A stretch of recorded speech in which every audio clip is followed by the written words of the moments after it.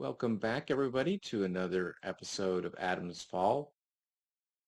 I had a recent conversation with Chad, who is from the channel Friday Morning Nameless, and he's a very interesting and insightful person who is involved in Alcoholics Anonymous and in a group of channels called The Little Corner. And I wanted to just introduce him a little bit because sometimes his appearance can be a little off-putting in that he wears a luchador mask. The reason he wears the mask is because in Alcoholics Anonymous, they agree to anonymity, and he wants to preserve his anonymity, so he puts on this luchador mask. But don't be dissuaded by the mask. He's a great person, very insightful. This conversation is wonderful.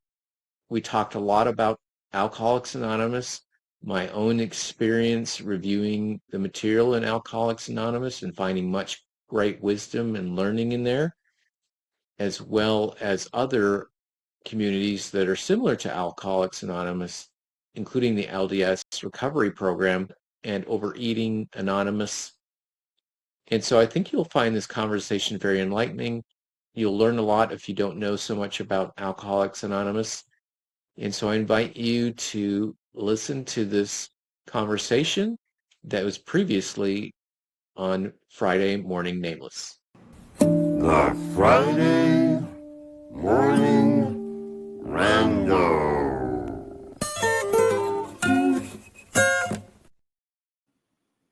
Greetings and welcome to the Friday Morning Nameless. I'm Chad the Girl Dad / Chad the Alcoholic, and today this is a very special show. It might just be the greatest show that ever happened on the internet. You never know. It's possible. We don't know, but certainly always worth exploring the idea.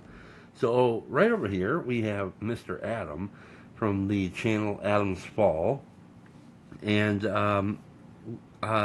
he contacted me, and I was like, oh, who is this guy? And so then I was like looking through your channel, and I was watching. I got to watch. I probably watched almost everything that's on your channel, to be honest with you. And I found it really interesting. I really enjoyed. Well, a couple things. Well, first of all, everybody say hi, Adam. Hi, Adam. Hi.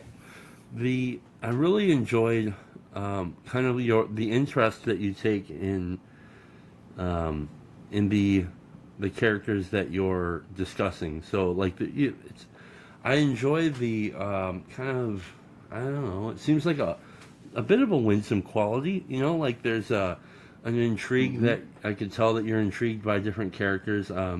Sam Tiedemann, so I'm really looking forward to hearing your story about how you came to find all of us, and then also your story about just your story. So I mean, there's a number of different ways we can do this. So I'll just let you kind of lead the way if you want. We can do a rando, which is kind of what this show is, but whatever you want to do. So tell maybe we'll start here. Tell me about the home you grew up in. Yeah, I think that's a good place to start. Of course, we know Pastor Paul Vanderklay, the Christian Reformed pastor that you and I know, but maybe some other people don't know. It's typically how he starts. And interestingly, I'm actually from Canada, so there's some people in the little corner, this kind of community, that are Canadian. So I'm Canadian. I was raised in Calgary, which is Rocky Mountain, Western Canada city. So it's beautiful, right near the foothills, right near the mountains.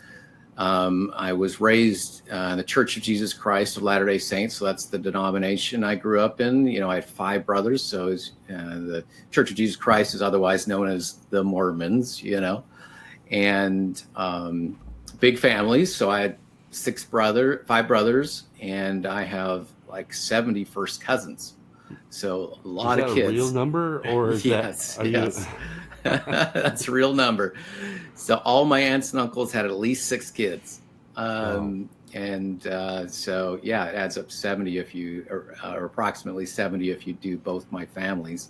So family reunions and spending times with other kids and families was kind of what I grew up with. So that was really awesome, to be honest. You always had somebody to play with. I had an uncle that lived just a few doors down from me, and my grandfather just around the corner.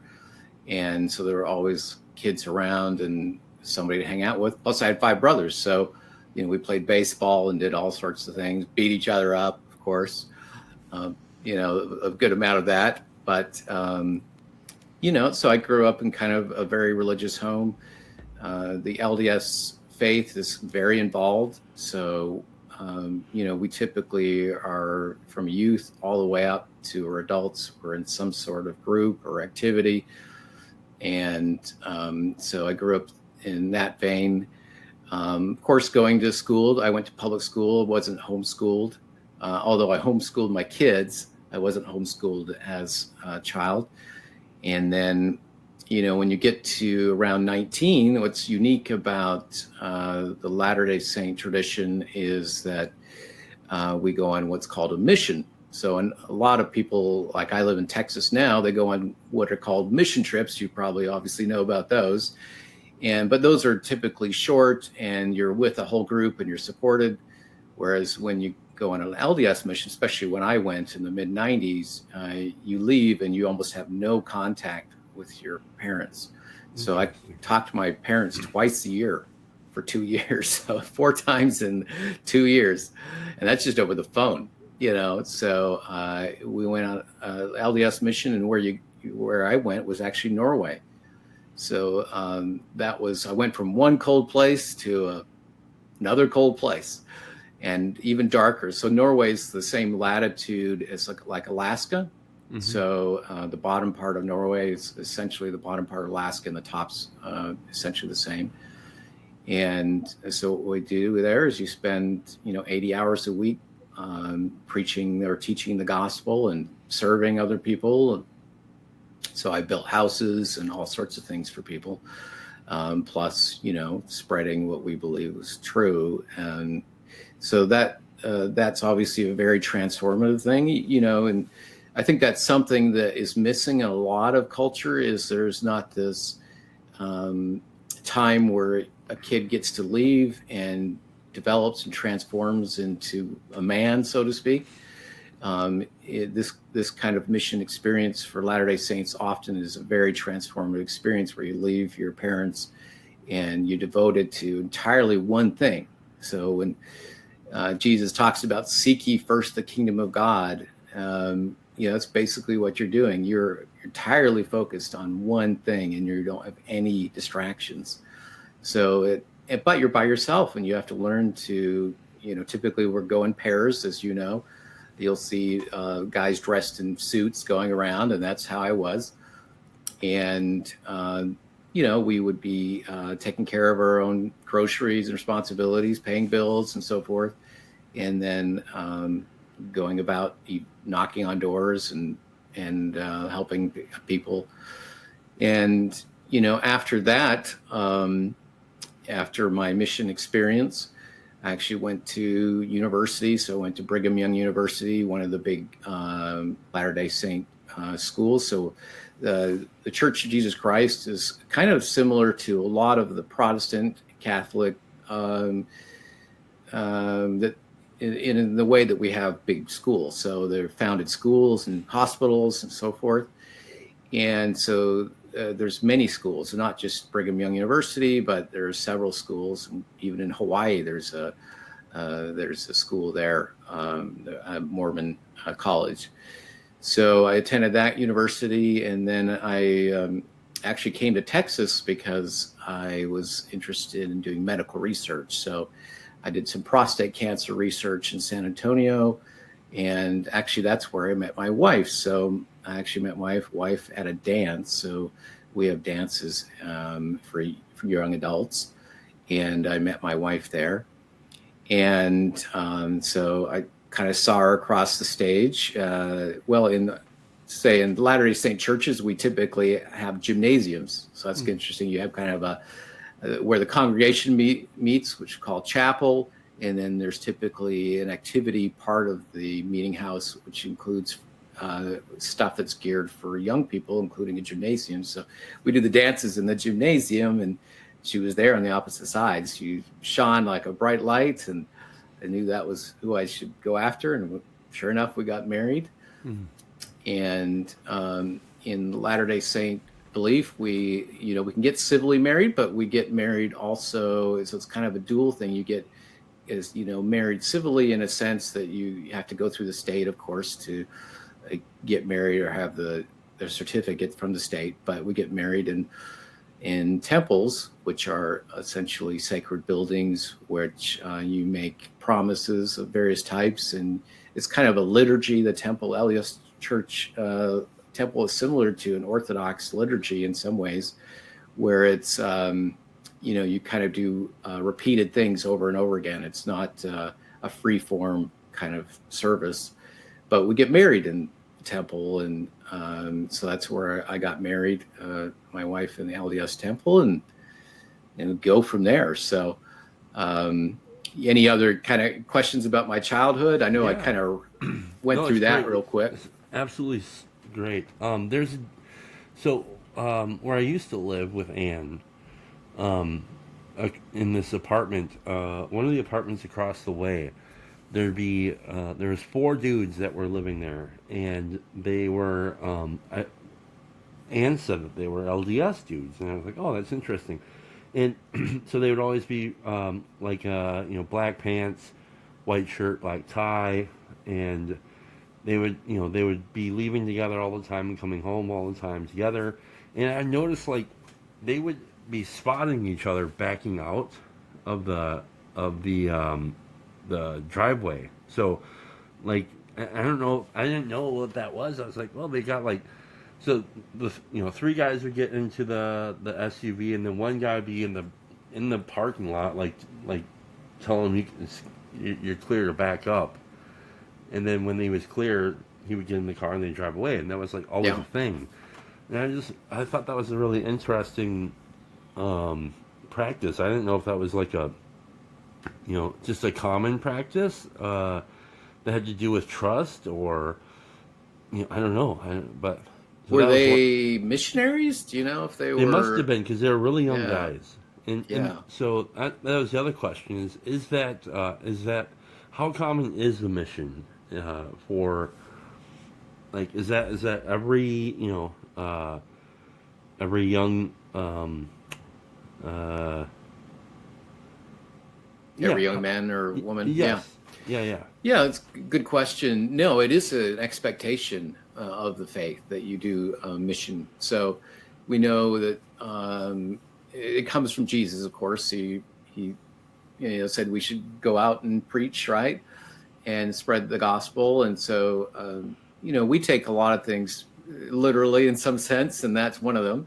That if you have a pearl of great price, you have something you want to share, then you should share it if you generally love, your fellow man.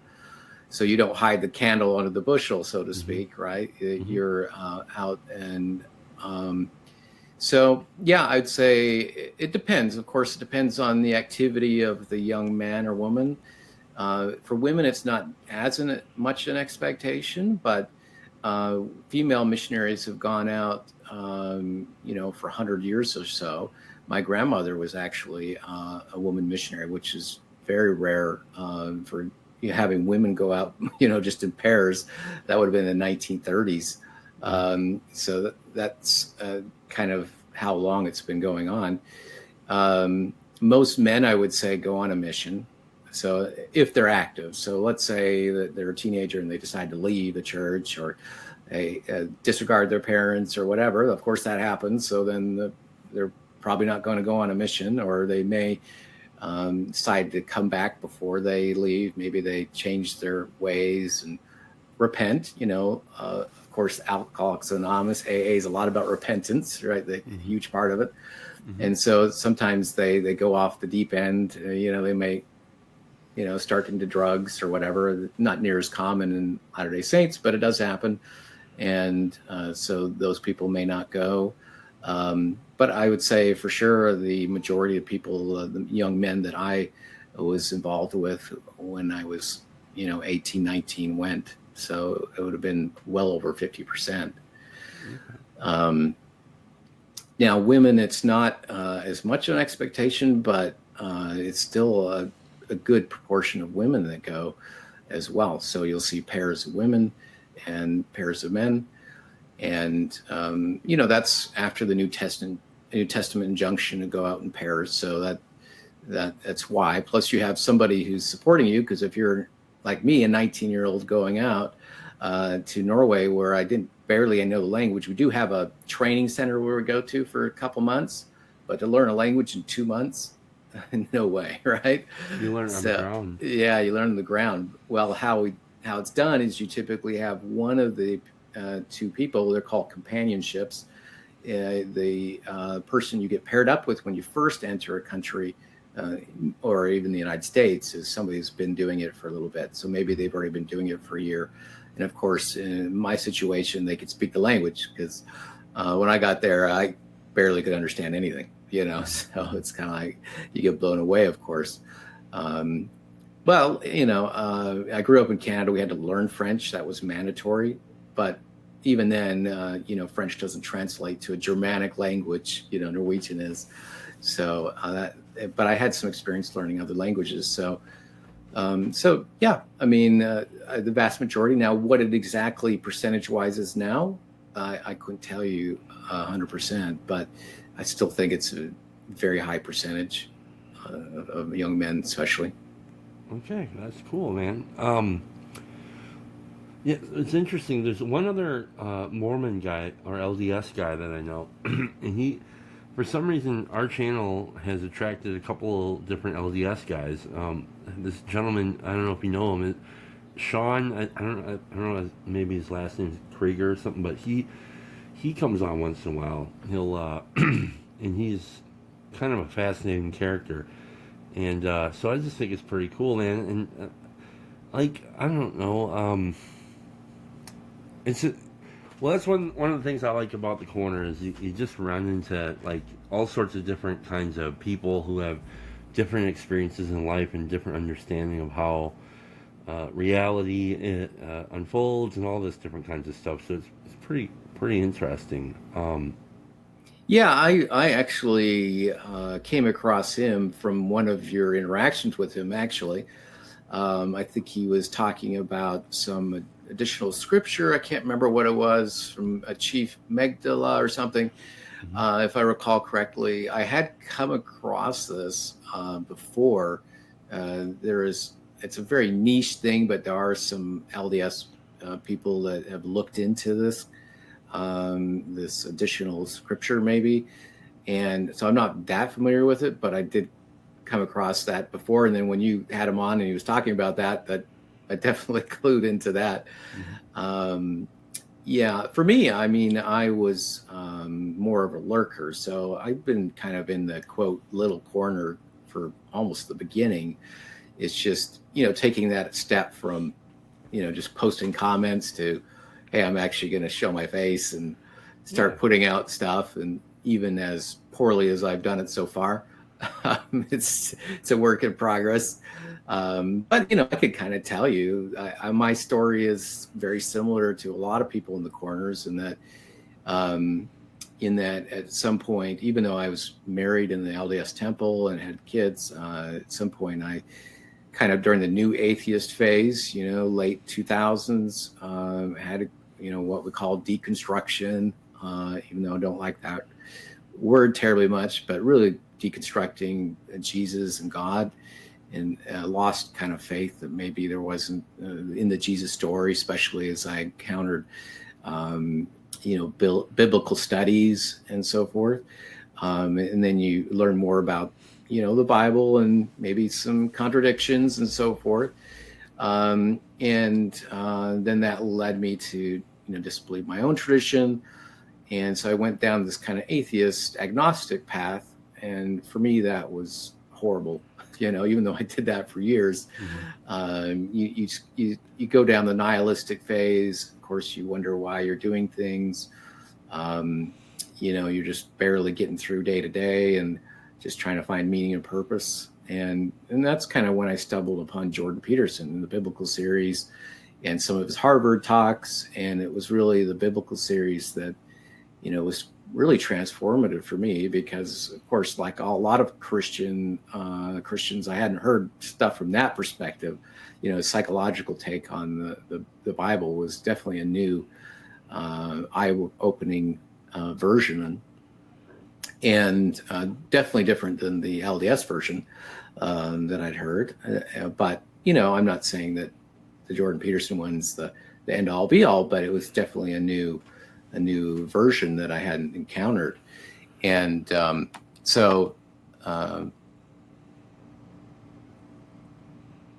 excuse me there, but and then, like a lot of people in the corner, I came across Paul Vanderklay. So Pastor Vanderklay, because he was doing commentary on Jordan Peterson. So when he first started doing that, I came across him, and basically have watched nearly everything of his since. I posted a video about Paul Vanderklay, how he ironically led me back to the LDS faith. He actually posted a funny reply that you didn't expect that. It was because I posted on Twitter and he replied to me about that. But he was one of the people that had a good, he has a very good pastoral just influence and way about him. You could just tell he's a good soul, good spirit, and Christian. And even though I wasn't convinced of Calvinism based on his what he would talk about, and I don't think he was trying to preach anything terribly much anyway, he was a good influence. And of course, I came across Jonathan Pageau, apart from Peterson as well. So I started delving into Orthodoxy a little bit, in Catholicism, Bishop Barron, and the whole group of Catholics. There's a bunch of them in the corner, of course, too. And I think so. That's kind of how I got connected to you in some way, because obviously you joined that flotilla of channels. And Sam Tiedemann, I probably have a somewhat of a connection that's almost inborn, in that he's, quote, a heretic and I'm, quote, a heretic, right? So we're both from heretical traditions. And I've been abused. When I was a missionary, I got kicked and punched and threatened and yelled at. So I have some sympathy and empathy for Sam, and that he's had some challenges and churches he's gone to. I don't think he's had quite that level of experience, but so I immediately kind of got connected with him, and other people like Luke Thompson, and so and the Jacob Federecci. I've been on his a couple times, just briefly popping in. And so, and what kind of attracted me to you is your your openness and your honesty. You're just willing to, I'm kind of a person that just likes to talk about subjects and so forth, but the personal story that you convey is a really a vital part of, I guess, this community. Is you need I guess you need the preachers, and you need the people that are scholastic and gonna do big presentations, and then but really the personal element is what I enjoy too, is just learning. And you're so open about your life, and especially the AA part of things. I know that's not easy to talk about that stuff. So and so that's how I got connected to you, is when you've been interacting on different channels and been sharing your experience. And of course, you have very insightful things to say from your experience. So. Well, I don't know about that, but I thank you. Well, what I like about you, what you do, is something I recognized that I was doing early on was I would notice whether it was what Peterson was saying, or whoever it was, Vanderklay, Peterson, blah blah blah, any of the guys over on Rando's United, whatever. I would notice that they would say something that would map onto my experience in AA in that map, and then I would be excited about that, and I want to kind of put that back out there and say this is kind of what you're saying reminds me of this, and this is kind of like so like I was able to kind of notice that there was some similarities in the spiritual paths that we share. And so what I noticed what you're doing too, which is interesting, is a lot of the videos that I've seen on your channel, you're doing this sort of thing where you're like you're relating to your experience to somebody else's experience, and the way that you understand faith to the way that somebody else understands their faith, and they're very different arenas, but there's some similarities. I really think that that's important to do, and I think stories are very important. Our stories are important to share with each other because, I mean, I think the technical stuff can be really helpful.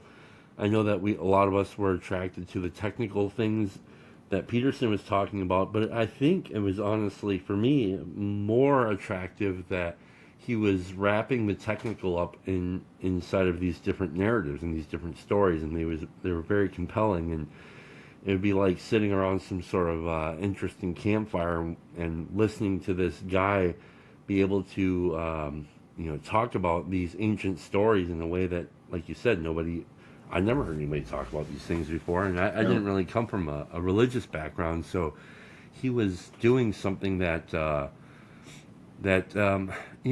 so what's interesting now is like the way that I understand, and this would be interesting to talk with you about too, but the way that I understand kind of medical or therapeutic language is, I think, different than what the medical fraternity understands their own language. So when they talk about therapy or mental illness or anything like that, I'm immediately mapping it more onto a spiritual lens now. So the more I've become Christian, the more that I've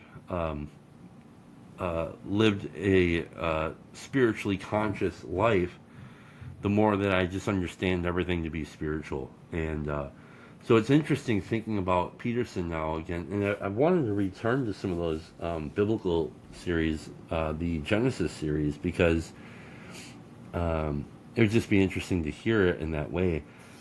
But he was talking about spiritual matters, and he said it was framing it in a psychological lens. But I mean, it's just another level of spirituality using different language. So it was really helpful, and I think he was hitting notes within a lot of us that were like things that we needed to hear. That maybe they weren't even that instructive as much as they were kind of like edifying or something, in a strange way. Or we can see ourselves on the map that he's laying out, and that was really helpful.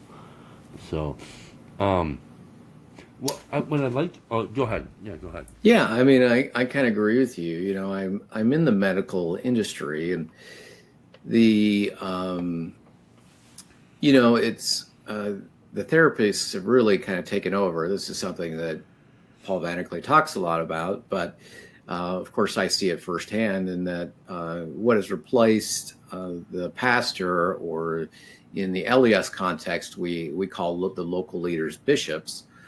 And our bishops are similar to, like, I guess the pastor would be, in that you have people who come in and want to tell you about their lives and maybe confess some things and so forth. So there's kind of a confession, and maybe that pastor, or in our case, the bishop, would give them some guidance and say, hey, you need to do this. Here's kind of a process of repentance and change your life. The Catholic tradition obviously has confession built right in.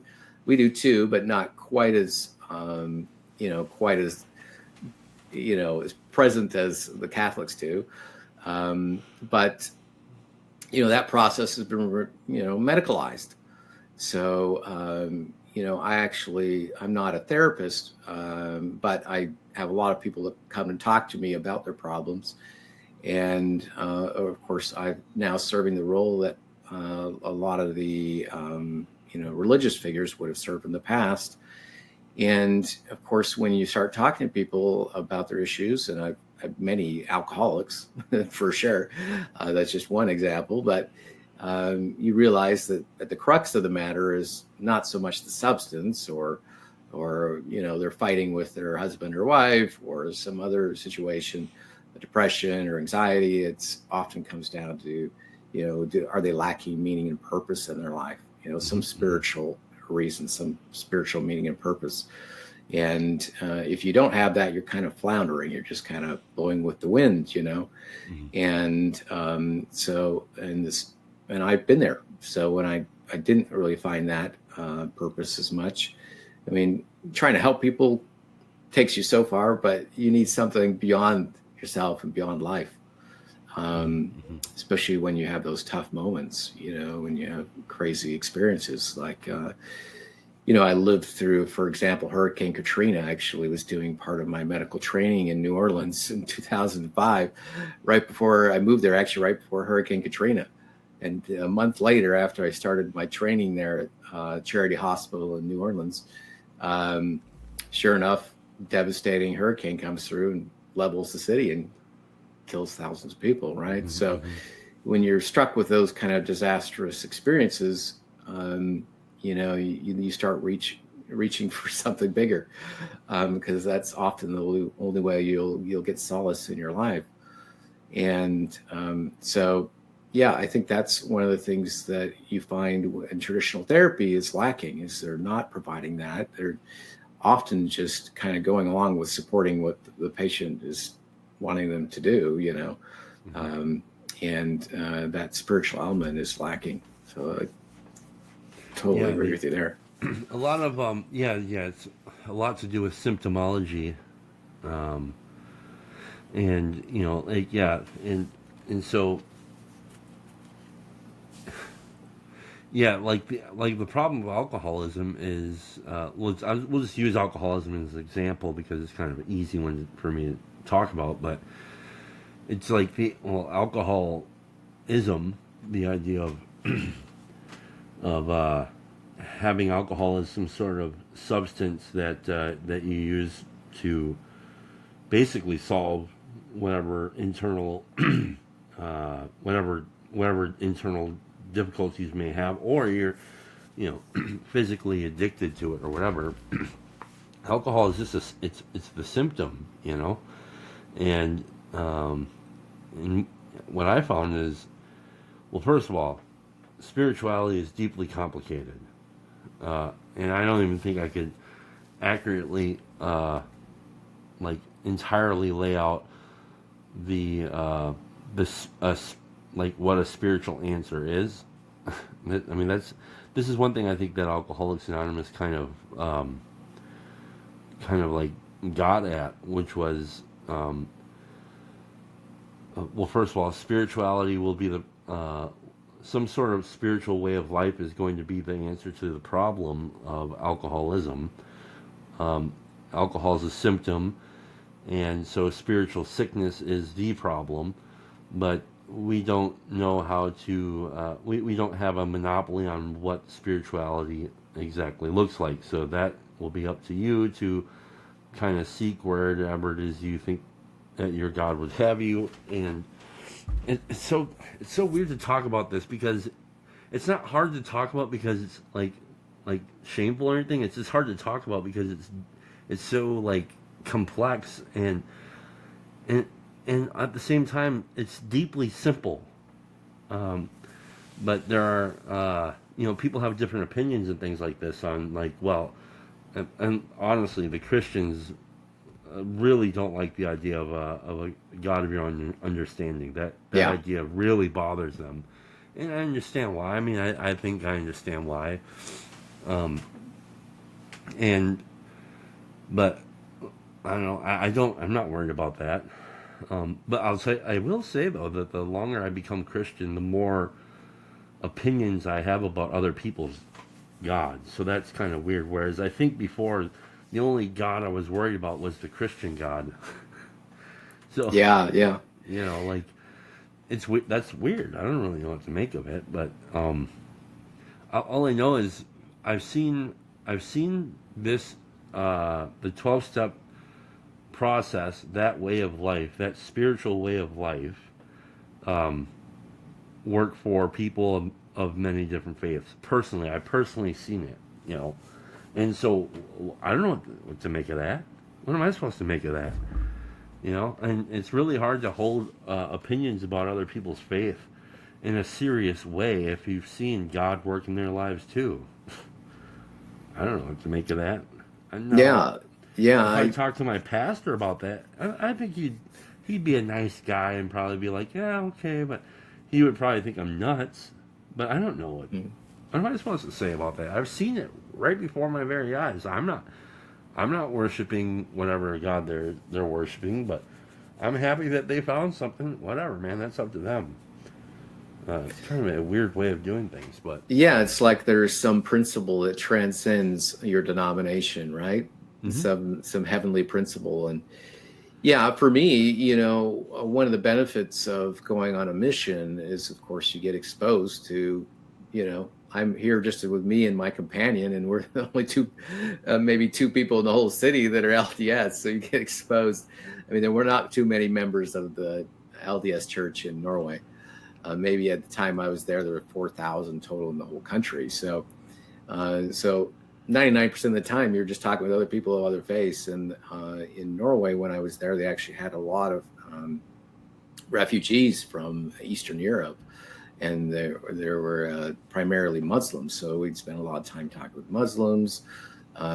They were generally very courteous and would talk to us, but and of course. A lot of atheists, because Norway is very atheistic, not very church going. So you get exposed and you kind of learn that, these people are managing, they're not necessarily bad people. And so I think, one of the benefits of the corner, for example, is you see the goodness in so many people from different walks of life. And of course I've been exposed to that all my life, but when you really get to know these people and their traditions, and hey, these are like Sam Tiedemann, or one of the reasons I wanted to have a channel a little bit is to expose people to the LDS tradition a little bit, and maybe have some conversations with various people, and they could say, oh, okay, this I'm not going to possess you or something crazy, I'm not going to catch it. I'm a devil worshiper or something. So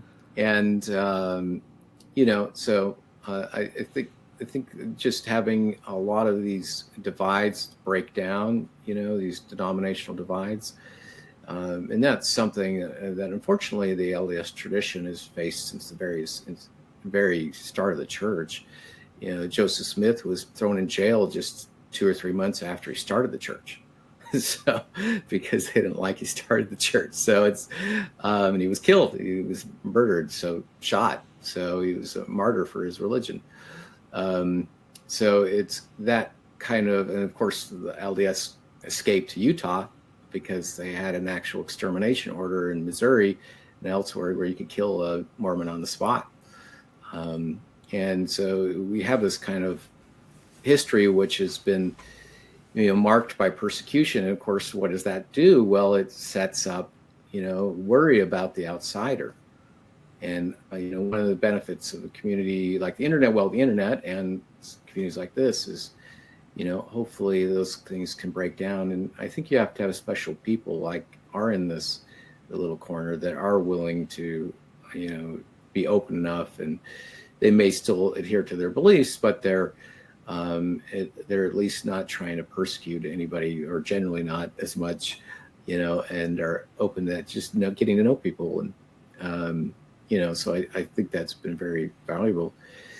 When it comes to Bill Wilson, you read his 16-page thing. I think it's 15 or 16 pages at the front of the big book, and it's just like, what an origin story. It sounds like a Moses story. In fact, in the LDS tradition, we have what's called the Joseph Smith story. And it's not as long, but it's essentially an origin story about Joseph Smith's theophany experience and, his, experience or time around that. And so it's essentially a story, and it's an origin story. And often these kind of theophany experiences, encounters with God, is essentially what a theophany is, serve as a starting point. And you read his story.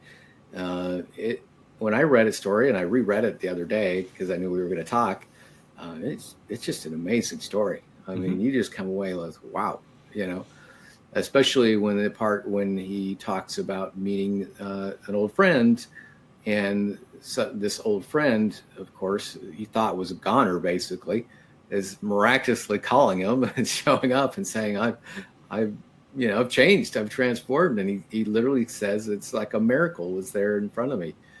And then later in his count, he talks about the religious component of it. And he talks about that his friend said, well, maybe, try God of your own understanding, because he was clearly had some antagonism towards organized Christian religion at the time, and pastors and preachers and kind of traditional religion. So the only way he could move forward, according to that account, is that he had to, kind of do a God of his own understanding. But I think as he went along, he then, molded that more into the Christian frame. He did, seems to me, yeah. Well, that whole thing is fascinating because, like, I love AA history. Like, I'm like mad about it, and there's at least 2.5 different AA history books that I've read. One of them was written by Bill himself, and that's called AA Comes of Age. That was written about 20 years after AA had taken shape, after the book had been released. And then the other one is called Writing the Big Book. Now that book is outstanding, just as a book in itself. And it's like, as an audiobook, it's about 37 hours long, and it's just about the time that from about 1935 to about 1939. So right when they were trying to write this book. And I love that. I love that book because what it did was it like there. It's a story.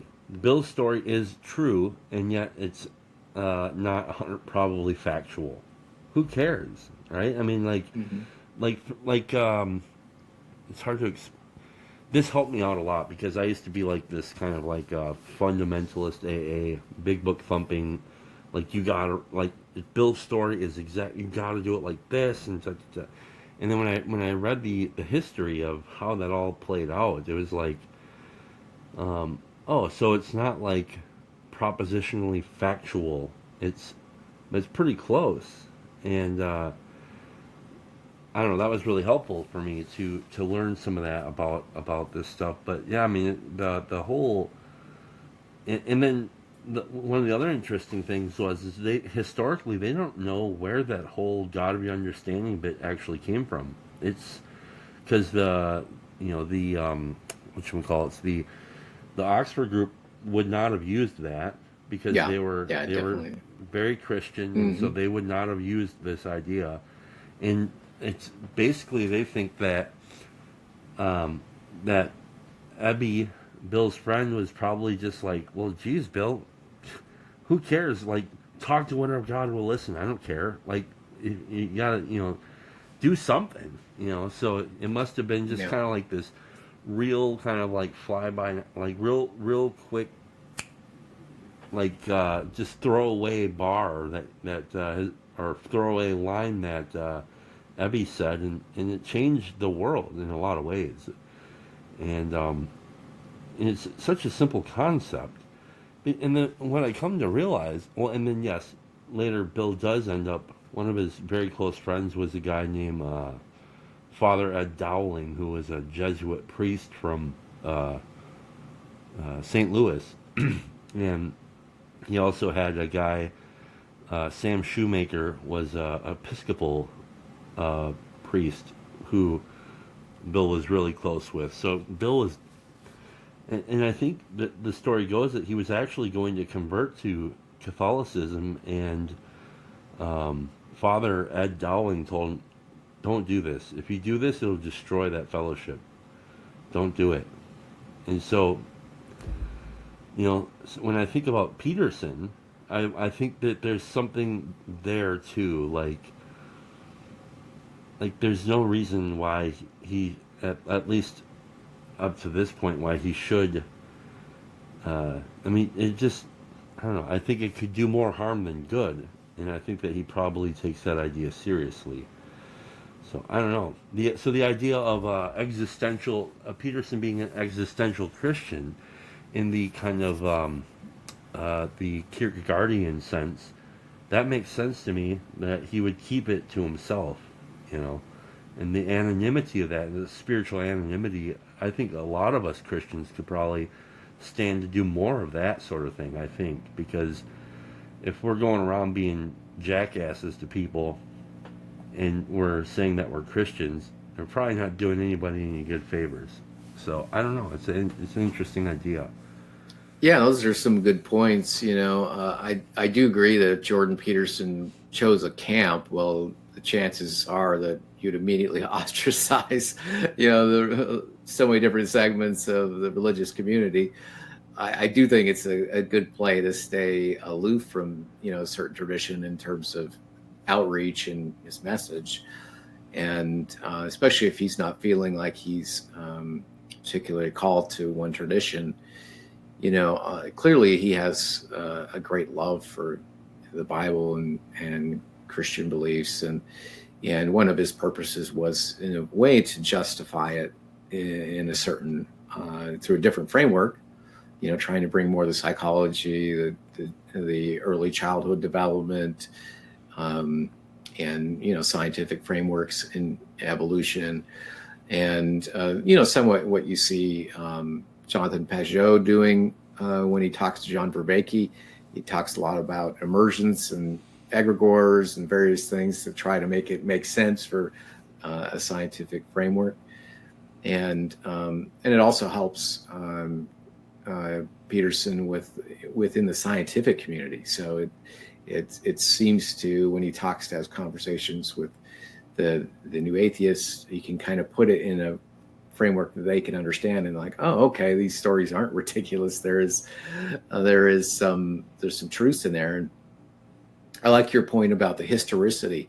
When I left faith, a lot of deconstruction is, of course, deconstructing historicity, right? Mm-hmm. Did Moses really do this, right? We don't have evidence of this happening. And historicity around Jesus and the evidence around that and conflicting accounts. And the same thing is true in the Latter-day Saint faith, of course. It's probably one of the most well-documented early faiths, and because they were purposefully documenting stuff. So they kept a lot of journals on purpose. And but one of the natural consequences of that is you'll occasionally find discrepancies, between one account and another. And so if you're really just focusing, like you could with Bill Wilson's account, and say, oh, there seems to be a slight discrepancy here or not, then you start to lose the forest for the trees, because you start to lose, what are the truths that are being spoken about here? Right. What are the good things? Because what are the fruits? I mean, you can look at the fruits of my tradition. You go to Utah and you see what they created out of the desert. Essentially went to a blank desert and created the whole state. And others, Las Vegas is a Mormon colony. A lot of places in California were LDS originally. And so you see the fruits of the goodness and the beauty and the truth, and from a certain standpoint. But you're right. If you're nitpicking a little history things, you could have easily just thrown the whole thing out with the bathwater and said, "Oh, well, this little detail doesn't quite line up with what a research has said." A story, even though there's magic in this story that is quite compelling. Right. Well, and the lack of humility I think each of us would have, and if we were to proclaim something like, well, Bill Wilson, his story is, or whoever's story for that matter, is not actually factual. It's like, I don't think that I could even tell you an actually accurately factual story about my life. I just couldn't do it. I can get pretty close to it here and there, but like it's not what that's not what it was meant to do. Like you say, there's like these deep truths, and he he had to try it in 15 pages. And the reason why they got this weird thing, so there's two other versions of Bill's story that exist at their in a museum, which is the home that they used to live in, I guess. And they're like manuscripts or whatever, or rough drafts of Bill's story, and they're both of those are different than the one that is written. And one of them is like 30 pages, and he hasn't even gotten sober yet. So it's like, and then Yeah. and then there's like a couple different stories that Abby told, and then a couple different things. Like it's like, no, it wasn't about Bill's story. Isn't about Bill. Bill's story is about Bill trying to convey to you that he was a hopeless drunk who tried to get sober, who couldn't get sober, who could not control his drinking. That, if you understand that, it's like, oh yeah, okay. And he was egotistical and full of fear, and and some friend of his and a good doctor both had like two keys to the kingdom, and they came together and bang. And it's like this really simple account, and they did change. Uh, I mean, the world profoundly with this thing. I mean, if AA didn't work, we would have stopped talking about like 89 years ago. So it's kind of weird that. So who cares if it's not like factually a thing? But yeah, I think it's our obsession with facts is. I can see why we want them, but I don't think they're as valuable as they're a fact is more valuable in my ability to wield it than it is for it to actually help me, or serve me, I think. So that's interesting, but Yeah, and I think you're highlighting is something that is well known. That I've always made this comment when people bring this issue up of historicity. You could line 10 people up that witness an event, let's say a murder or something, and of course they're all going to differ in the details, right? And that's just something that's fresh, and it's well known. We all know this, that people's stories change. So if you ask the same person about the same event, you go 5, 10, 20 years, 30 years, they'll recount it in different ways. And so, yeah, that's just an obvious fact. That's just how our memory works, is that we reframe it based on the circumstance we're in, and we bring new insights to it. And I'm sure that's what Bill was doing. He was getting new insights and reframing as he went along, and I like Jordan Peterson's take that there are some things truer than, a city name.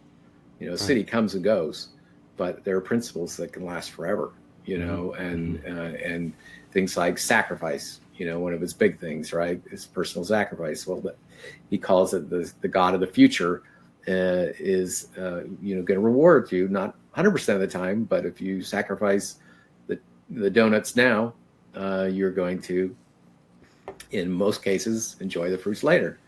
And so this law of sacrifice, self-sacrifice, of course, built, within the Christian tradition. That's one of the hallmarks. I don't think it's the top, but it's the, definitely a big component of it. So yeah. There's these things that values and ways of being and acting, and that, it transcends just, okay, well, here's the date and time of this occurrence. And did they all say the exact time and date? 20 different people, right? Yeah. Yeah. Well, yeah. One thing I think I would love to see Peterson kind of explore more. You may have to do it privately, actually. I don't know, but like to explore the idea or the principle of mercy as it relates to sacrifice, and because I think that's one of those things where mercy would go so far. I think for him, I'd like to see a Petersonian study of mercy. That would be really interesting, and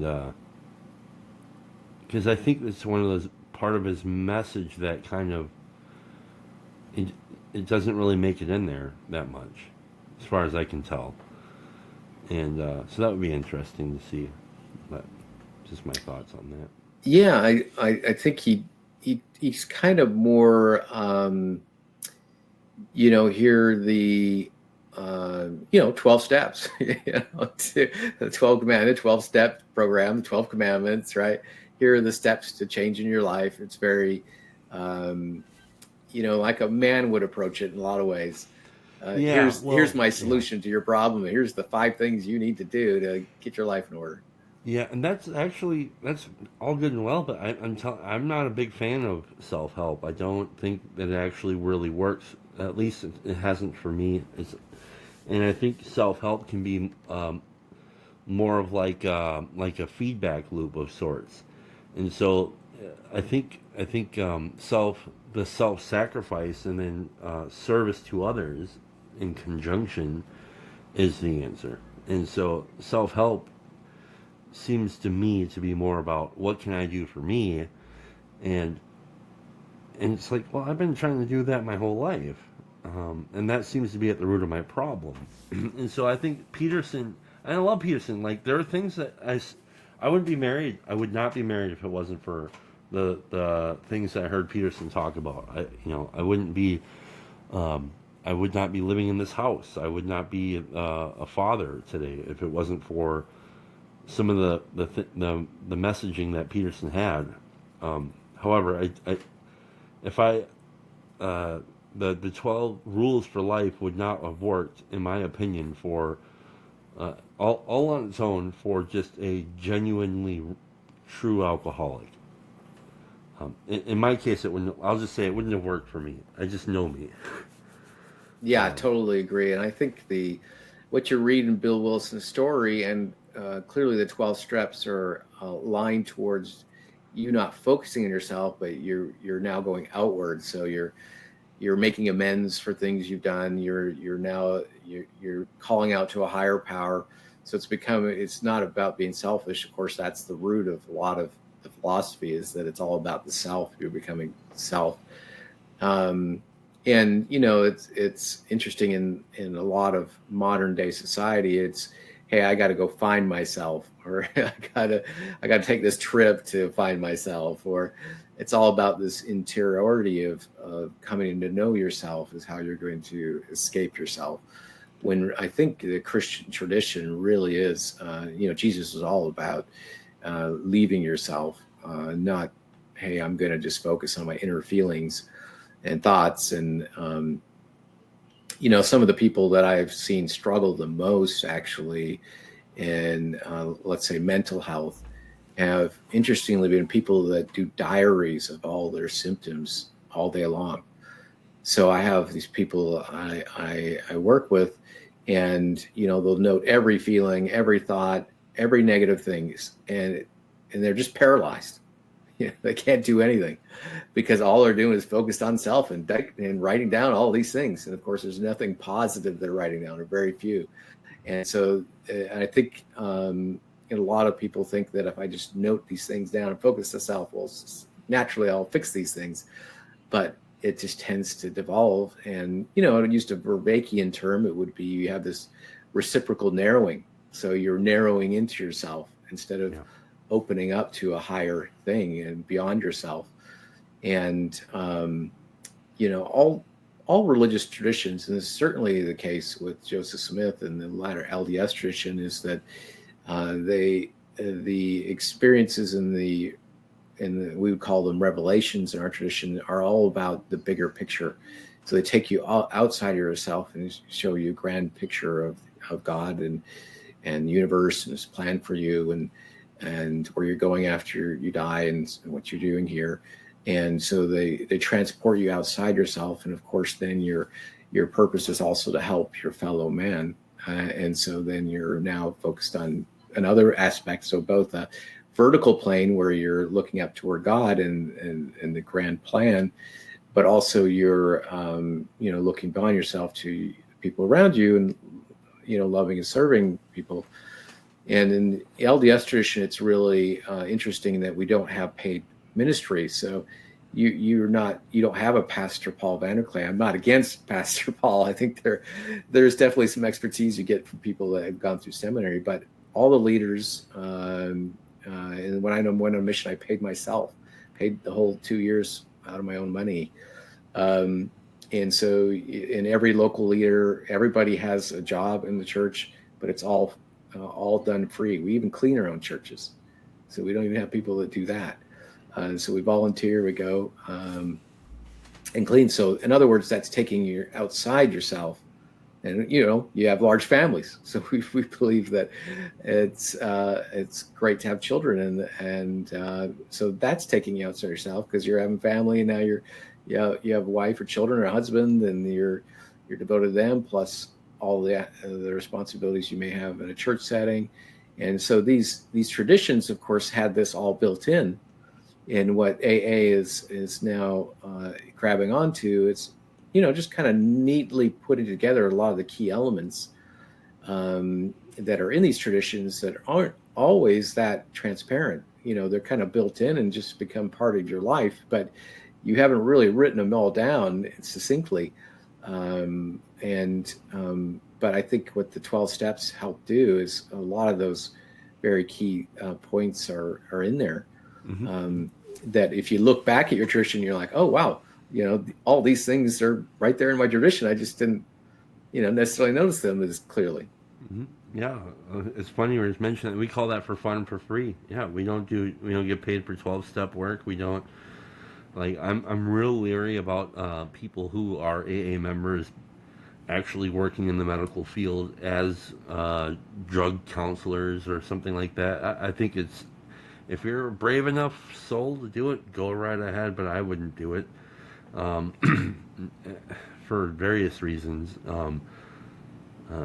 It's like I've heard people in, some... Once in a while, you'll run into somebody who's like, "Yeah, I'm in the 12, or I'm in AA, or whatever," and they don't sponsor anybody.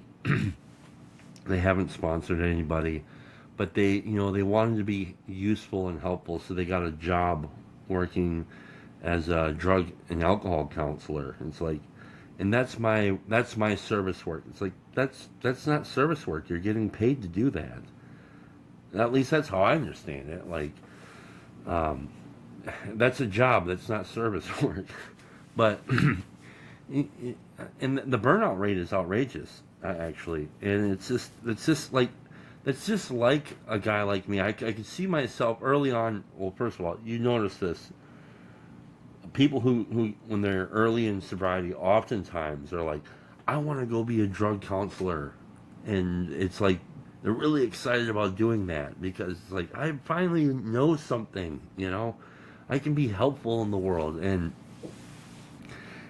it's like, and it's so nice to have a sponsor too, because they'll be like, I don't think you really want to do that. I mean, you really want to do that? Because, like, the likelihood that you're going to be meeting people, first of all, you're going to be at your day job all day, and you're going to be working with drug addicts and alcoholics who likely will not stay sober. Then you're supposed to, like, try to at least participate in your own recovery. So that means going to meetings, because your job isn't a meeting. So, maybe go to a meeting 3 times a week or something, and then have a sponsor, and then also sponsor people. You're going to be running into people at those places where they too are likely not going to be staying sober. So the burnout rate is outrageous for people who are professional alcoholics or professional drug addicts. It's crazy, and I don't know, man, I couldn't do it. But I think that's interesting. I did not know that about the LDS folks, that they do it for fun and for free too. That's interesting. Yeah, I mean, it's always been part of the tradition that they're very leery of how money could influence things. So professional clergy has always been an issue in the LDS Church. So yeah, and I'm not saying, I'm kind of a person that I could see the value of having somebody who's doing it full time and could prepare really well and really do it, knock out a presentation, on some subject. We don't have like pastor where somebody will, speak for 45 minutes or something. It's people just in the church. So it's like I would go speak, for example, or, so it's just people within the congregation that actually do the speeches. But of course, because of that, they're lay people. You don't always get the best, we call them talks, but sermons. And so there's definitely a trade-off there. But, the other trade-off is that if you're reliant on money from your congregation, of course, then you're, in a way, another thing is pulling at you. If you don't get the money, you don't get paid, and the building is not, expenses aren't getting covered and so forth. So I can imagine that inevitably is going to corrupt some people. Now, there are some people that, they can, still do the right thing, still be good Christian people, despite that there's a money element component of it. And I fully acknowledge that. So I'm not here to say that can't be done, but of course it's just another temptation that you have to deal with. And so that's a little difference. But, when it comes to AA, another thing that connected me that's interesting is that I've had an eating issue on and off throughout my life. So I've lost hundreds of pounds. And so another way I connected to AA is actually OA, so Overeating Anonymous. So I've actually gone occasionally to, or mostly online, Zoom, some OA kind of type meetings. We all have our issues. So even though in the LDS tradition we don't drink or smoke, of course we don't have like as strict a prohibition on always eating.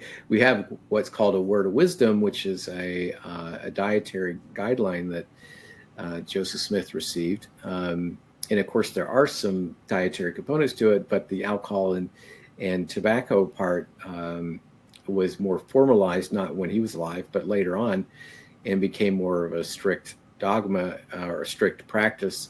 But of course, some of us have other issues. So, I always say to people I work with, I may not have ever had a sip of alcohol or smoked at all, or ever had any, quote, illicit drug, but that doesn't mean I can't overeat or have other, issues that I deal with personally that are, the thorn in my side, as Paul talks about, and spiritual maladies that I'm dealing with.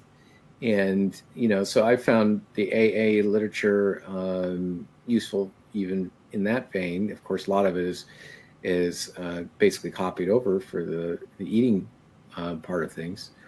So so that's kind of interesting how the AA has spread out to so many different things too. So a lot of people don't know that there's an eating version of it. Of course, there's the drug version, the alcohol version, and beyond. It's really been adapted in so many ways. And as I shared with you on email, the LDS Church is very invested in the 12 steps. So I don't know how early on they adapted and as part of their our church's recovery program, but I know it's been many, many years.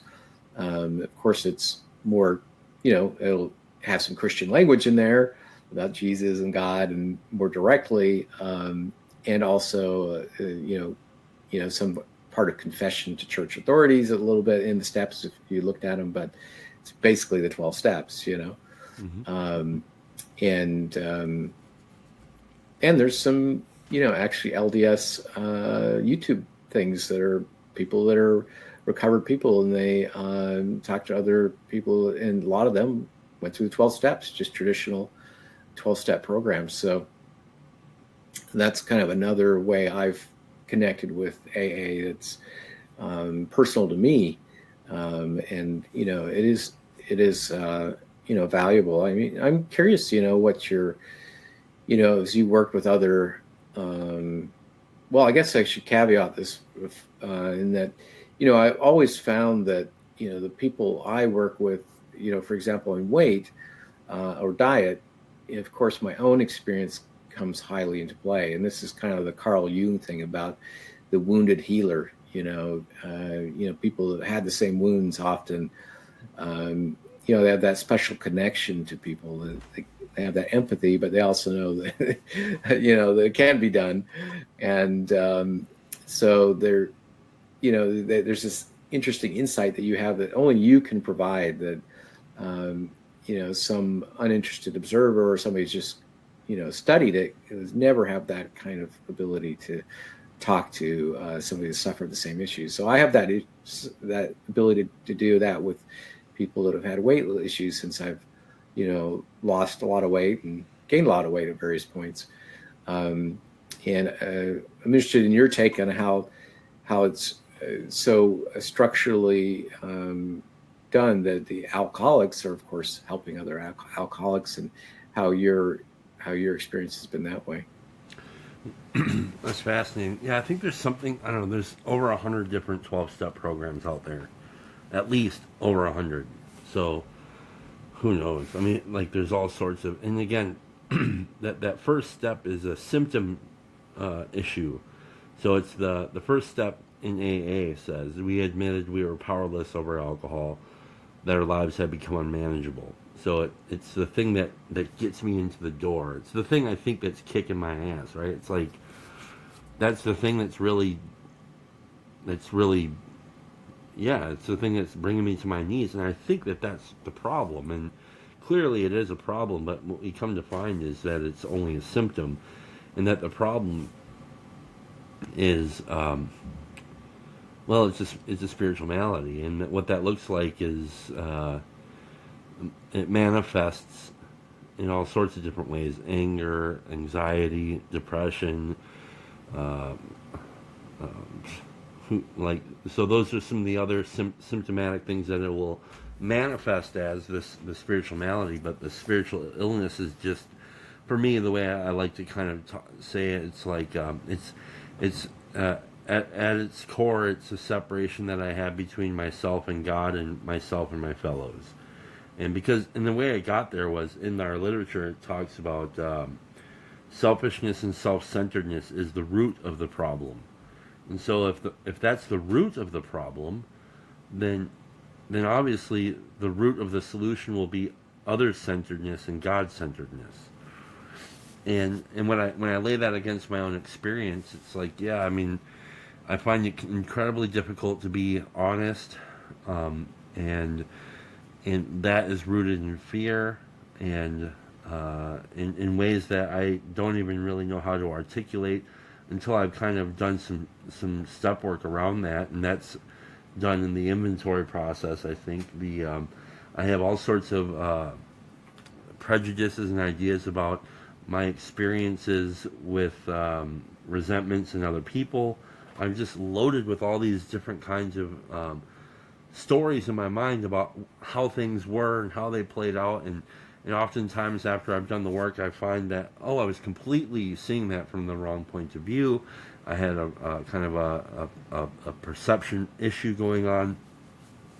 And all of that was generally rooted in fear or self-reliance, and the failure of self-reliance. and then so the steps kind of little by little walk me closer to that. But like, the thing is like, I couldn't imagine having to kind of like read this literature by myself and then decipher it as I go. It'd be kind of like trying to read the blueprints for a 747, like I wouldn't know what to do with it. So luckily I have somebody else that I can relate with, who has many of the same experiences I have, and not like exactly how we drank. I mean, obviously we drink similarly, but it has more to do with their inside and my inside. Or, man, just know he's been exactly where I've been. And and now he's different, and so then I trust that he's done something that I have not been able to do. So then I just follow his direction, and I just try not to fight with him along the way as much as possible, and just do the thing, and then I just reap all the benefits of that. Like I've never seen anybody take the 12 steps and be harmed from it. I've just never seen it, and so. So yeah, I think the idea of the wounded healer, uh, yeah, I don't know where exactly Bill got that. I don't know if he got, because people will say that, oh, we got a lot of help from Carl Jung, and I think we got some help from Carl Jung, but I think a lot of it was, and we got some help from William James as well. But we got a lot of help from all sorts of places, Christian ideas from here or there, and I don't know exactly where Bill and these guys discovered that one alcoholic working with another alcoholic specifically through this process of I don't know, like I don't know. There's a way that they say it in here. Talks about I don't want to start reading that thing. Where Bill talks about dang it, I should probably I'm gonna have a brain fart right in the middle of all this, and it's gonna drive me nuts.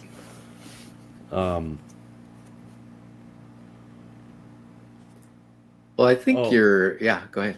The process of setting I can't think of the word that he uses where he talks about that this process requires not just self-sacrifice, but like self-revealing. Like you have to I should find the actual quote that he uses, because it says like nobody likes. Oh yeah, here it is. There is a solution. Almost none of us like the self-searching, the leveling of our pride, the confessions of shortcomings, which the process requires for its successful consummation. You know, but we saw that it really worked in others, and so like that's what it takes. It's like that's a very scary place for people to be. It's terrifying, and it seems simple, but I also found that the most difficult actions for me to take on a regular basis in the 12-step process are ridiculously simple, like like an evening review or spot check inventory throughout the day. Those things are so simple, and yet I won't do them, and who knows why? Am I afraid? What am I afraid of? I'm afraid of. Like, I remember I left something off my initial 4th step. It was, I stole some money from a lady, and I traded it for weed. And I was afraid to tell my sponsor in my first 4th step that I had done that, because I was afraid that he was not going to pick me up for meetings and buy me cigarettes. And it's so stupid. But like that one little thing, if I would have held on to that, who knows where I would be today.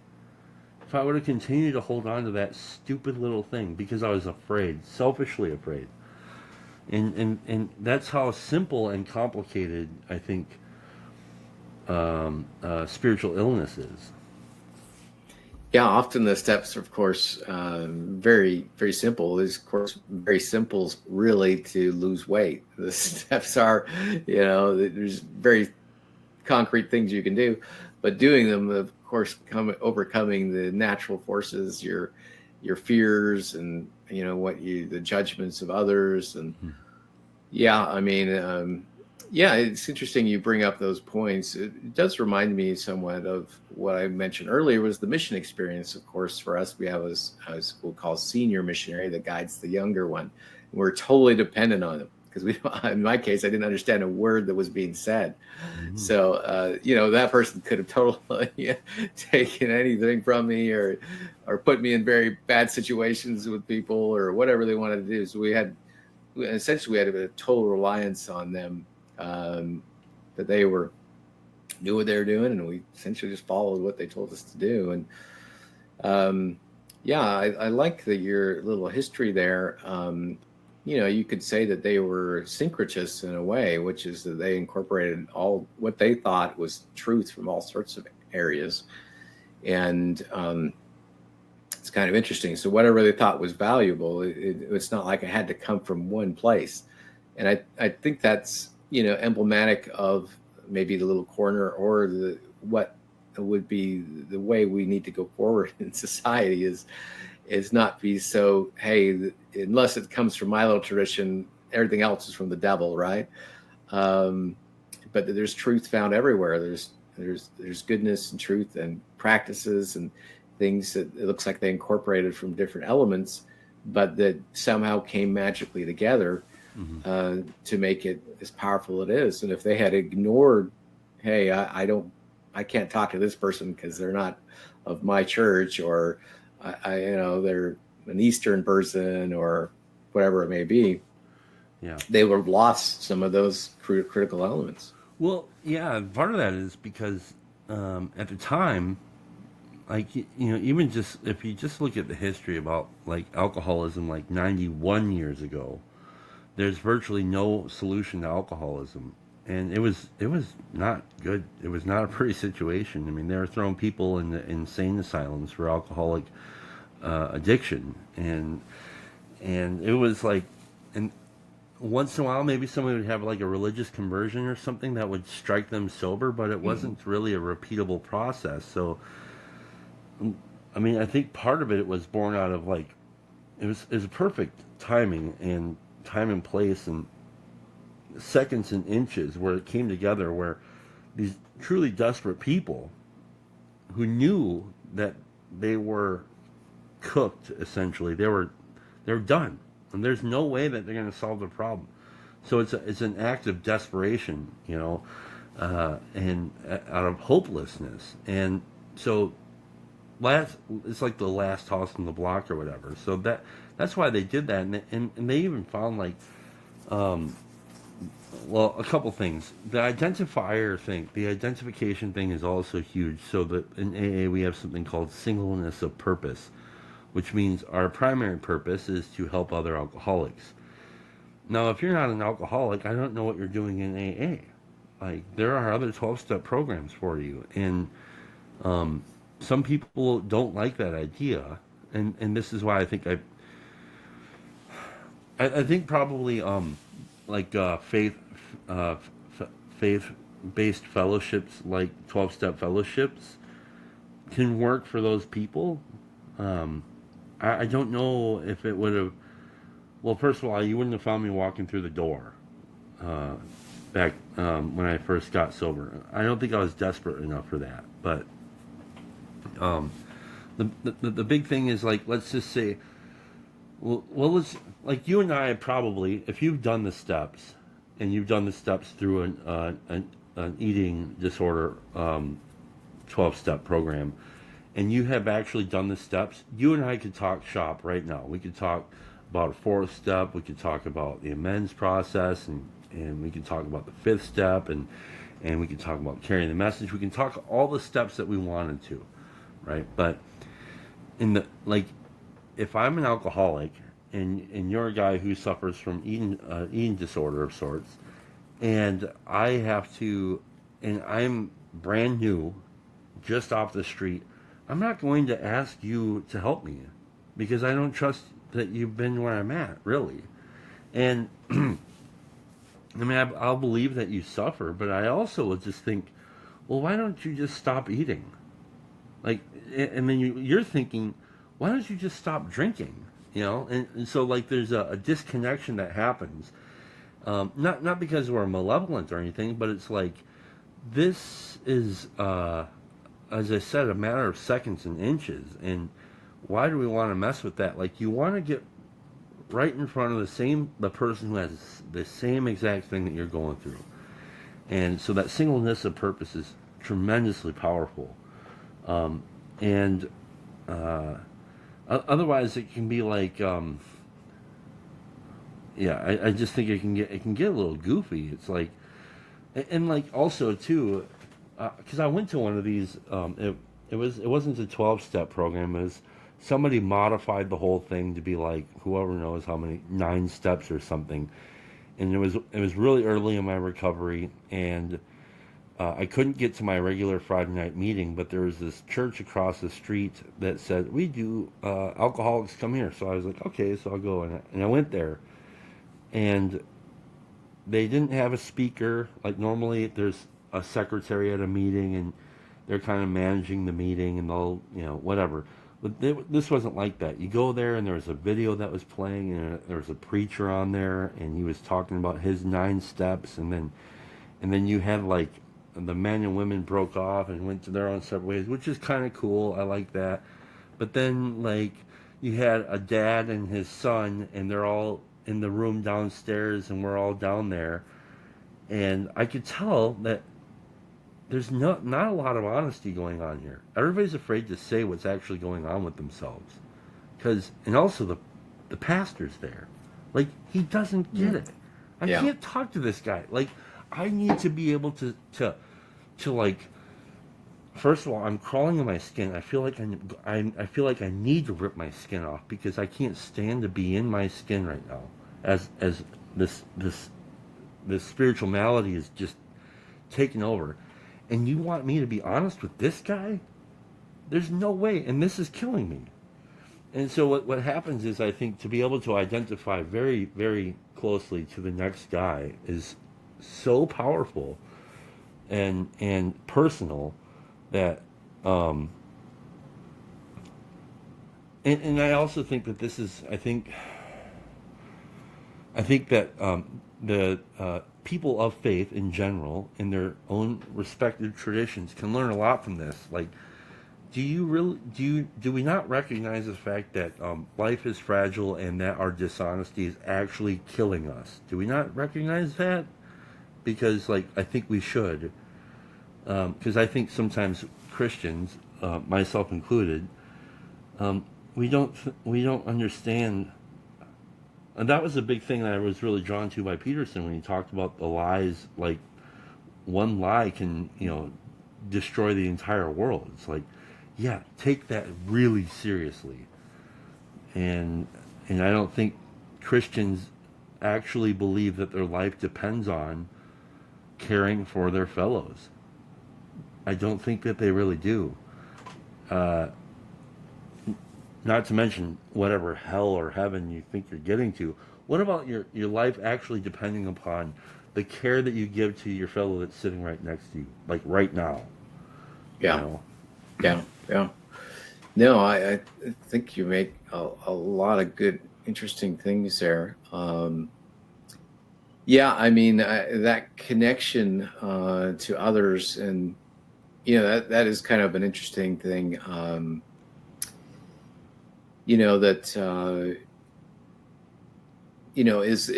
the connection just here or beyond? That's kind of an interesting thing, actually. Hate to keep bringing up my faith, but No, LDS faith, we believe that our bonds transcend life. So when we get married, actually, it's for beyond life.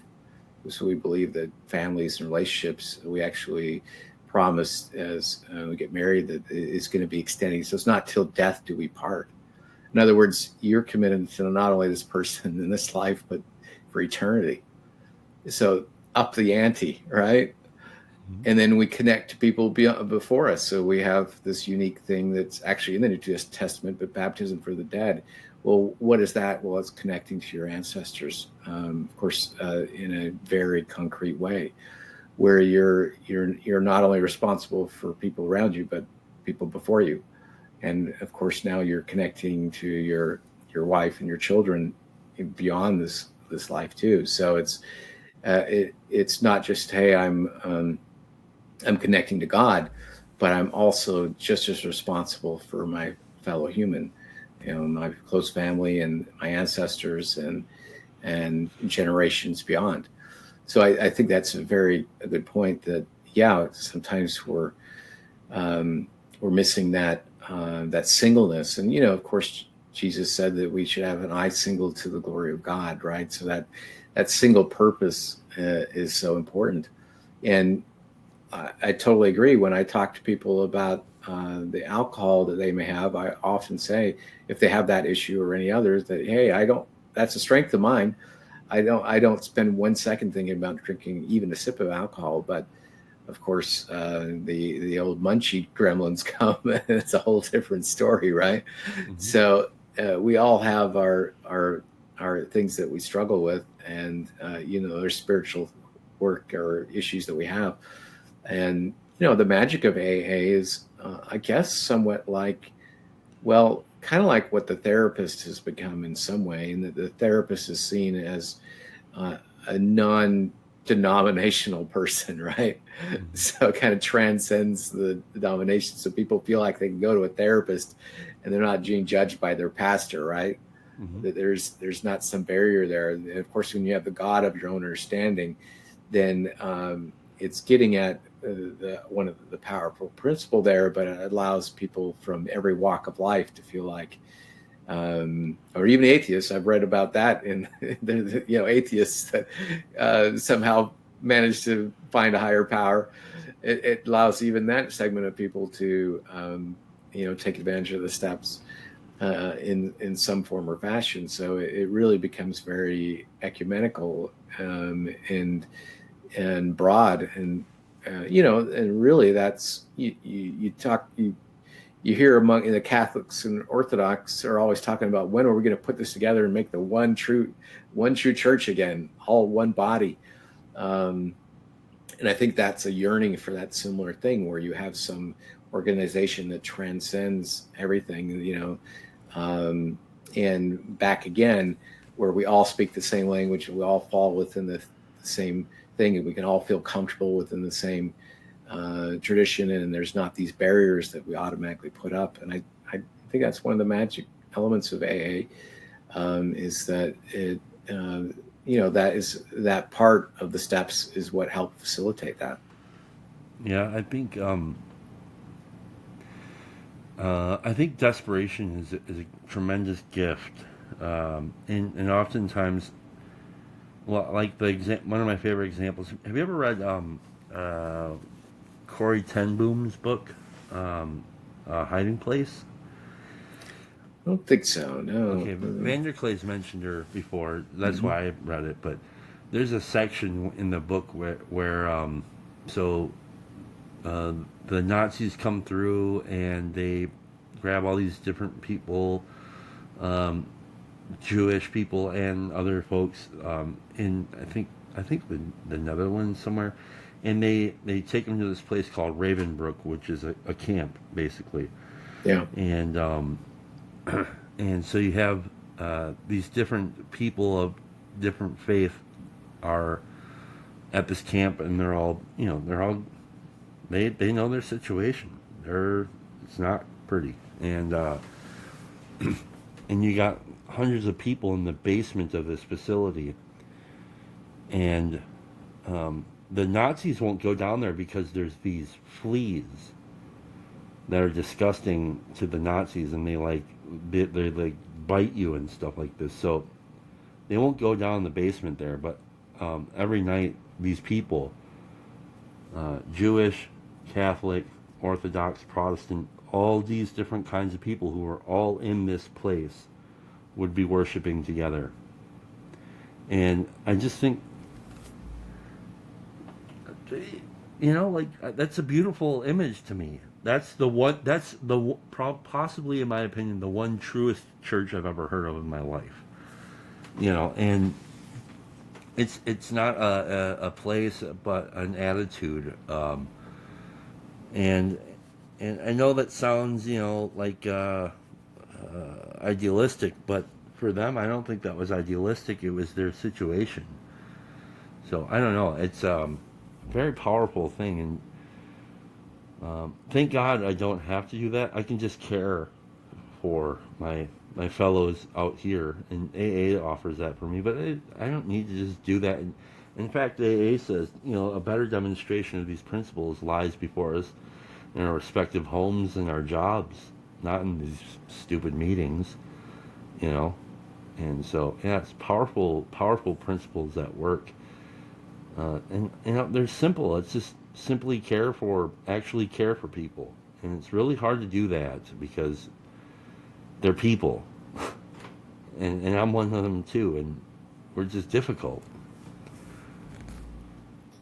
Yeah, I mean, yeah, I like that. I've never heard that story. That's great. And I think it's the same thing you maybe get in a foxhole, right? When your life is on the line, suddenly, whatever enemies or things these soldiers had against each other, yeah, that's going to disappear really quick when they're desperate. They need support each other and their life's on the line.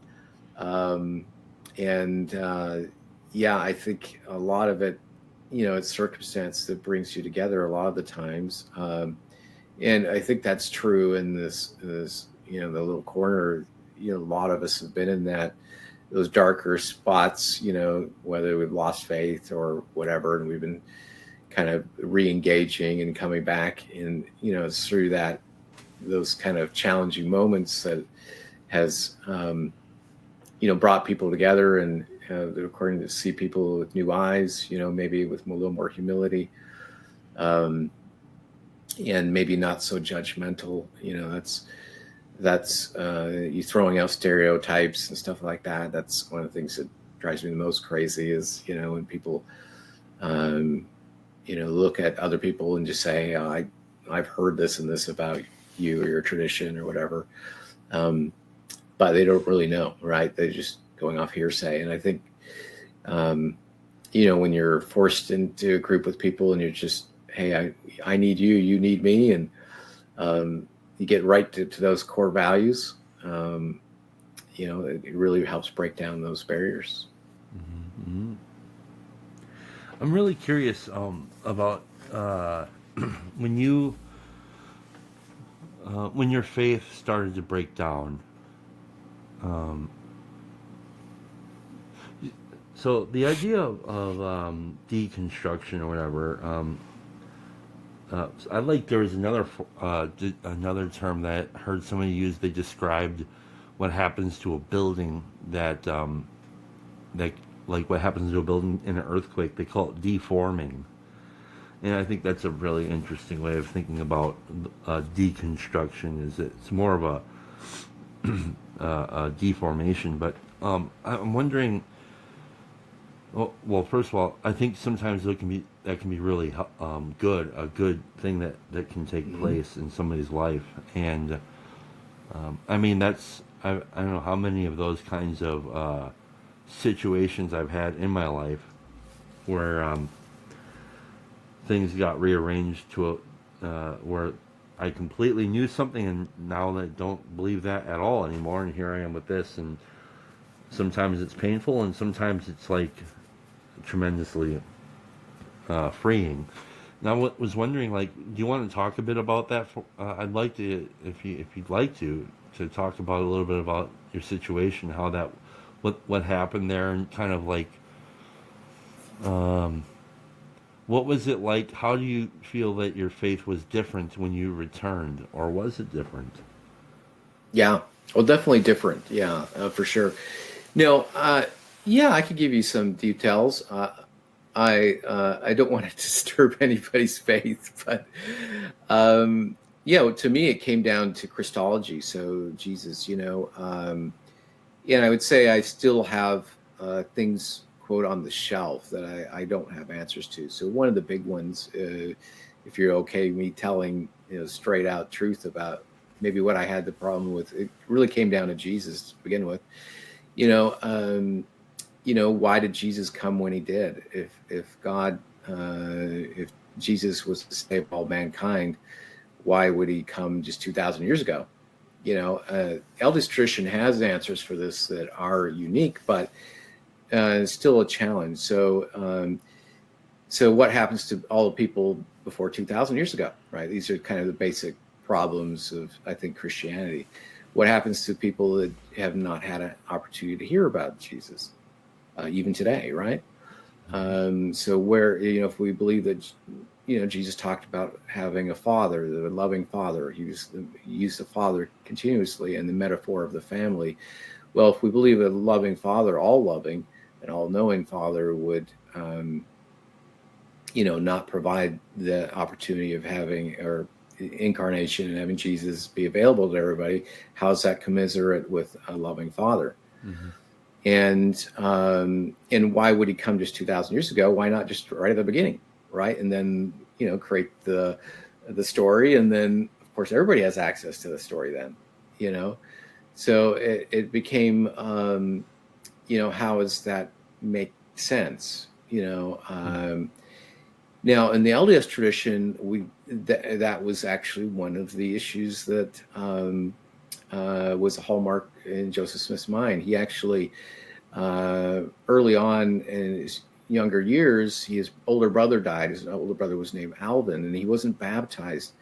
And they actually went to a Presbyterian minister because they actually were various traditions when he was younger, but he went to a Presbyterian minister, and the Presbyterian minister said his brother had gone to hell. So, because he hadn't been baptized in the Presbyterian church. And so he had this strong reaction because he knew his brother was a really good brother. Like he really looked at his brother and saw him as a very Christian person. So how does that make logical sense? Why would God damn my brother to hell? Because he wasn't baptized in your particular church. So that was one of the strong impetuses to figure out what the maybe injustices in the world, and how maybe in the way we frame Christianity can be unjust, especially if we're willing to send all of humanity, basically except for 1%, to hell for not even having the chance to hear about Jesus. So now the way the LDS frame happens is that we believe that there's baptism for the dead. In other words, everybody that will get the opportunity to hear either in this life or the next about Jesus. So they will not be damned. And we're kind of quasi-universalist in that it's very few people that would ever remain. So there's kind of different degrees of glory that Paul talks about: telestial, terrestrial, celestial in the New Testament. The different degrees of glory of people, basically the amount of love and goodness they're willing to accept in their lives. The same sociality or kind of person they are is what they'll get in the next life. And so, in other words, that was a way to kind of reconcile, well, what do we do with people that haven't heard of Jesus? How can we still respond that we think that they need Jesus, but they haven't had the opportunity to get the message, right? Mm-hmm. But for me, still the difficulty was, just to be frankly honest, is why not Jesus appear much earlier, right? So, and that would have solved a lot of the problem. Of course, then there becomes the whole problem of, free will, and just because you have a message at one point doesn't mean that it'll continue to be there, right? It could disappear and come and go, and people have their own free will. So essentially it came down to, focusing on, that's not the only thing, but, the problem of evil and suffering and stuff like that. Now, the LDS tradition has, some unique approaches to that too, and that we don't believe that we're created ex nihilo, that we believe that intelligence is eternal, not just God is eternal, but you or I or all the intelligent beings in some fashion are eternal. And so we don't believe that God created the capacity for evil, or created everything so that he's responsible for evil or suffering, but it's actually natural laws that are always present. And so that does provide some ability to answer that question. But yet there still remain some of these underlying, kind of questions, kind of like what you're talking about when we were talking about historicity. You can kind of nitpick a lot of these things, and the atheists certainly do. When they ask tough questions about the Old Testament and was God just, and apparently ordering the slaughter of this whole set of people and so forth, you can start to get and have little issues with the system. And then when I encountered Jordan Peterson and then began to see my own tradition again, I really came back in a certain sense, for the reason Ayaan Hirsi Ali did, in that, I don't know if you're familiar with her story, in that it just works, right? It's a So, very AA move that her yeah. therapist pulled on her. Yeah. Yeah. So essentially, I came back from a William James standpoint, pragmatist standpoint, and then not so much like we were talking about, focusing on the little history things that might not quite make sense totally, or you look in the history and you think, oh, okay, there's little issues here and there, but you know what, and more focusing on goodness and beauty and truth and love and those kind of transcendental things that are present, even if you can't quite make sense of every question. Like, I still can't probably answer every question about how things with Christianity occurred, or the justice of God and so forth. And I certainly can't justify it to an atheist or a scientist, and and I don't know. I've done a lot of science, so I don't know. I could almost call myself a scientist, but to my doctorate degree self, could I justify it, through scientific method or something? No, but are these transcendental things? Do they enrich my life? You use the word edify. The edification, the root word of that is to build. The French word for that means to build. So does it build faith and growth and make you better, or does it just deconstruct? Is really reducing things down and down and down. And Jesus has a powerful way of talking about it. He says, "The robber comes to destroy, but I come to give you life and to give you more of it." Basically. In other words, he's building a more grander thing out of you, rather than just tearing things down, right? And so essentially, it wasn't that I came back because now I can go to my LDS faith or Christianity or God and say, hey, I've answered all the little questions, and certainly I haven't come back in a way that I would come back as a primary child, young child like version, fundamentalist version of my faith. I'm certainly aware of the historical questions that are surround the LDS faith or Christianity or Moses or any of the Old Testament stories. And, but I just found that there's so much beauty, and not only my tradition, of course, we see ourselves as Christians. So within the Christian tradition, because we also believe in the Bible and there's New and Old Testament, and you see so much goodness and beauty and truth in that, and a lot of that is what Jordan Peterson talks about, and you see a lot of that beauty in it that you didn't see before, the truths that are there that go beyond just, hey, is it the flood literally happened, right? Or did Adam and Eve literally exist? Of course, we can fight all day long about those things. And try to prove them or not prove them, and it makes sense, and did they happen this time, this many thousand years ago, and if you get caught up in those things, very rapidly you can, of course, lose your faith. But then I think for me, when I came back, I just noticed I started going back to our church. I was doing a lot better, right? I was feeling a lot better. I was less susceptible to, behaviors and stuff like that. And then, so it's almost like trying an experiment. So you try the experiment and see what happens. You plant a seed, right? And that's a very religious way of looking at it. You do an experiment, you plant a seed, and it grows into a tree and wonderful fruit. And then knowing that any vision of who God is, whether it's the LDS version of God or not, is far transcends any human conception anyway. And and Joseph Smith was very anti-creedal. He didn't believe in creeds, and I think partly, this is my own speculation, is because his own experience of God was far transcended any human depiction of God. You can't really use words to describe what the experience of God is. Just like I can't give you words for what salt tastes like. You can just say it's salt, right? you can never tell somebody what salt tastes like. You use any words that will provide them that meaning, and so a lot of those kind of things. But and I would say also you talked about pain and desperation.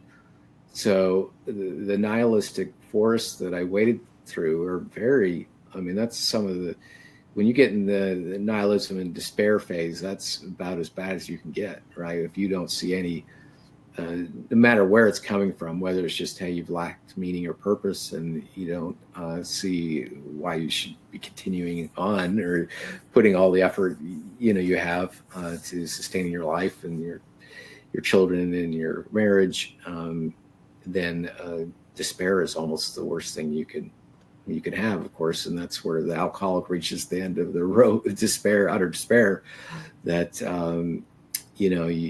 you're forced to maybe look at things from a new light. And for me, that came through essentially the Ayana Hirsi Ali way of doing it. Is just seeing how it actually worked out. Wonderful. Yeah, I mean, it's yeah, our understanding about virtually anything is ridiculously limited. I mean, like you mentioned a seed. I'm often struck by the idea of trying to, like, like we don't even understand how a blade of grass goes from a seed to a blade of grass. Like we don't, like I think we understand there's a process, but we don't know what that animating spark is. Like, you think we should understand God? It's like, yeah, it's wild. I mean, I had my own conversion experience, and somebody, I can't remember who it was. I think it was Christian Baxter and Corey, and they were talking about conversion. They used the word conversion, and somebody said that the con means with or in. Yeah, it does. And so conversion is almost sounds like inversion, like it's an inversion. And so my conversion was completely bizarre. I don't know what to make of it. And one of the great gifts that it gave me was the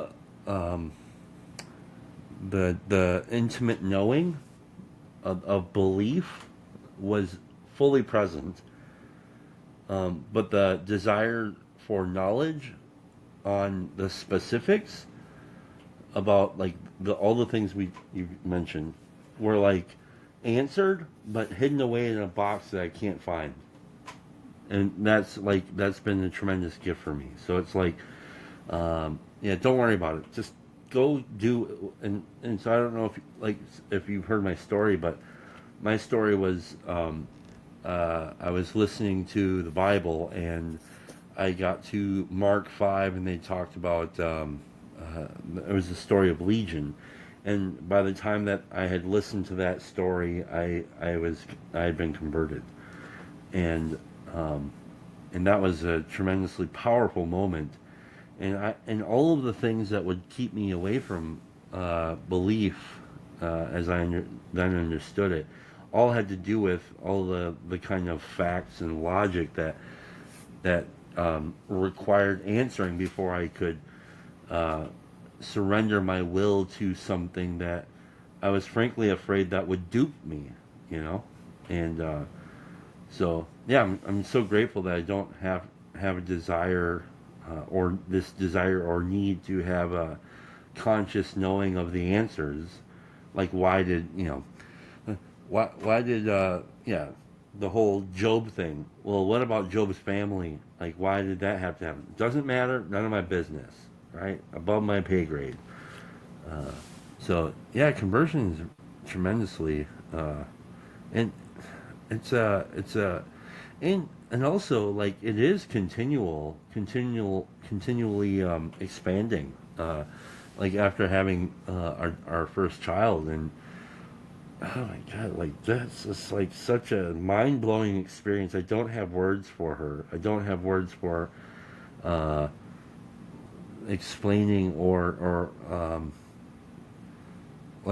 being able to thoroughly talk about in a factual way what my love for Carolyn is like. It's like only poems can kind of do it, and only the looking into her eyes can do it. I don't have words to express it. It's wild to me. Yeah, and I really like that. Of course, I've had a number of those kinds of experiences. Transcendent experiences of God's love, um, and one of the things though is some of those happened when I was younger, and of course what can easily happen is you start to say, well, that made up, right? It was just a psychology of the mind, this kind of things you hear, right? And so then you begin to talk yourself into those things, and then you lose all the great things you had.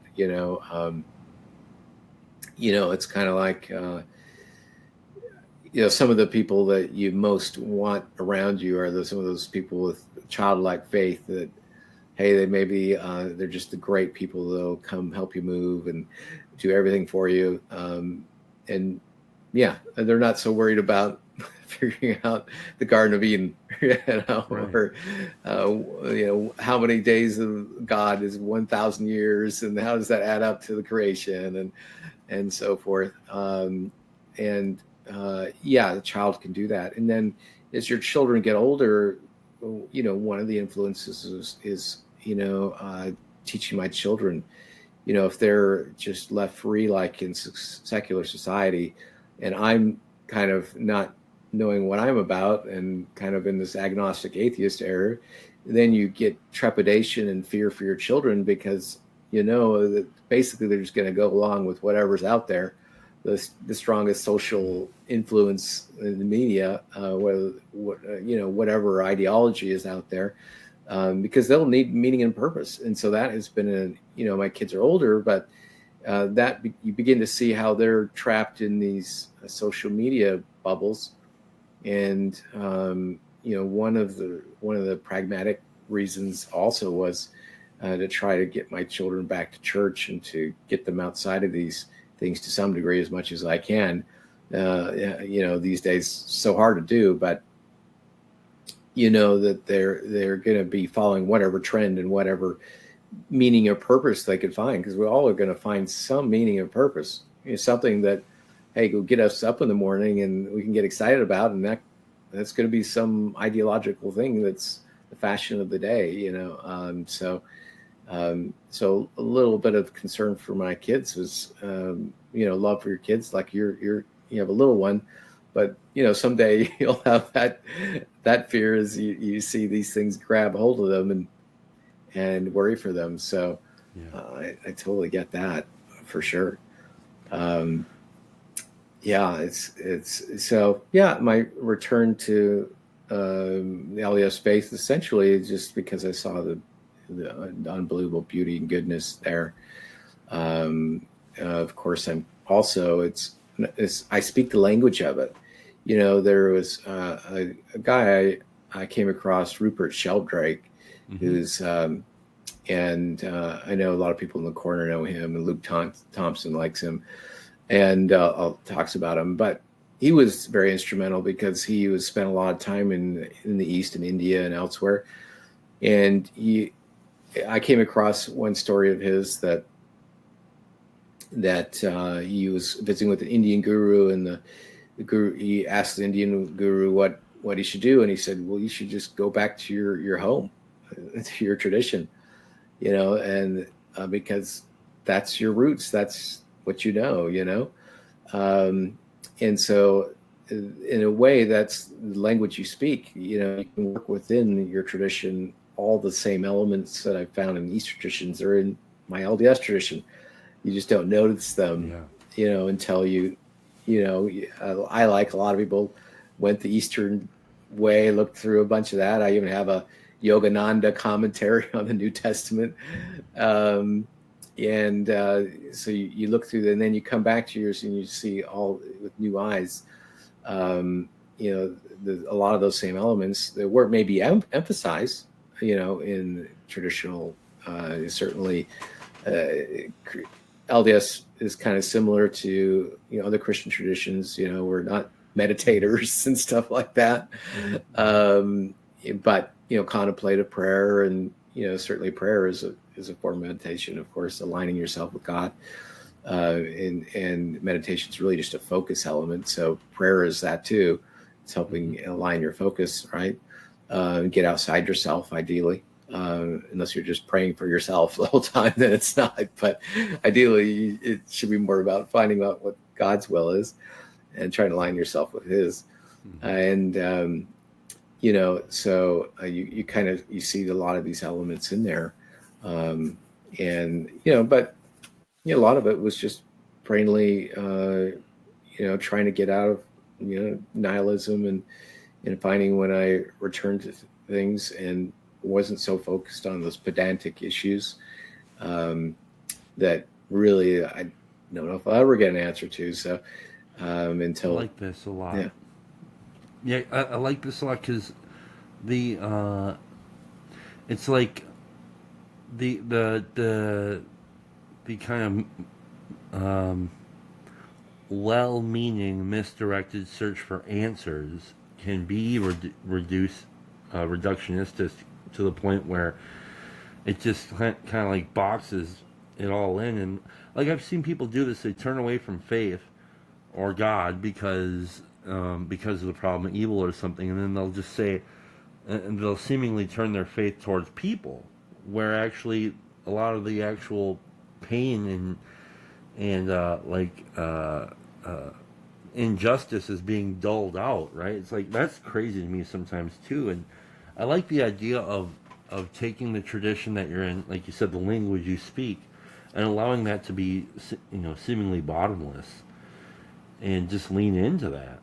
Like bottomless in the way that Karen Wong talked about, that person saying that cutting hair is bottomless, or painting is bottomless, or whatever. Like, well, allow your faith to be bottomless if you can. Like, really lean into it, and it's really, really good stuff. Yeah, I mean, if you were to, let's say I became a Buddhist or something, well, I'd probably spend my whole life just trying to learn the language and the culture, and probably wouldn't even understand 1/10 of it, even after decades, right? Mm-hmm. And really, the Christian tradition is as deep, or more deep, obviously, we would say, and the LDS tradition is a flavor of that than any tradition out there, and you can find really anything, any form of truth within it.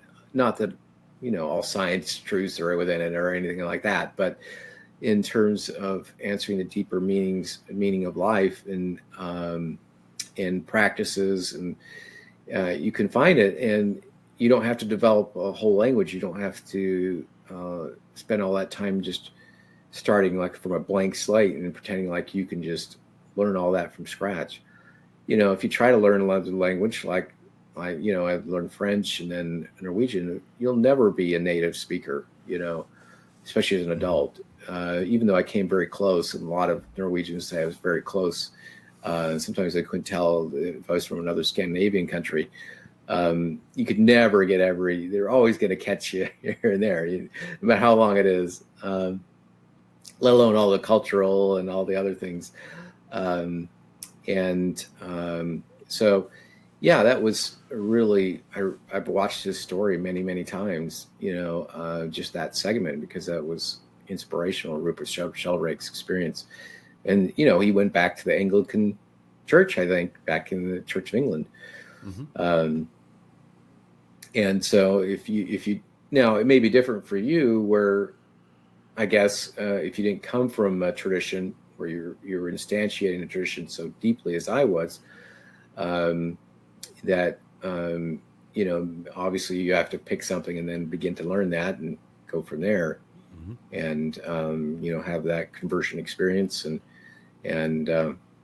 so, but for me it was it was something I was steeped in, and the LDS tradition is challenging because not only do you have the tradition of the Christian tradition, but you have more books of scripture, and you have a whole nother storyline from 200 years ago and on. And so it's a lot to take in, and it's a convert religion. So and we're probably the most proselyting religion that I know of. Maybe the Jehovah's Witnesses are somewhat like, but they don't go on 2-year missions.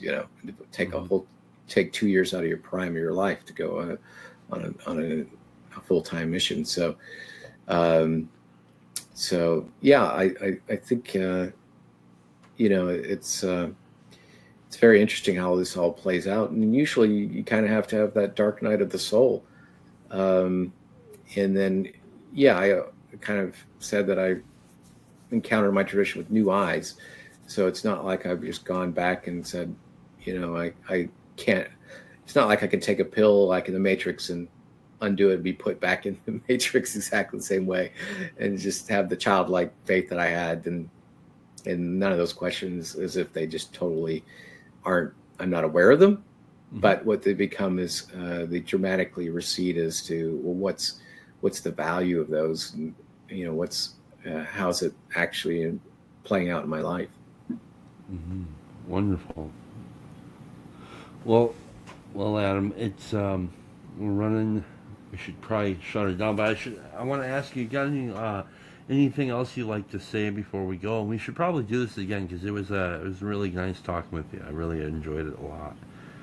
Do you have any final thoughts or any questions for me you'd like to ask? Yeah, I mean, I think you went you're in the Lutheran tradition, is that correct? Mm-hmm. Yeah, how did that come about? How did you go that direction?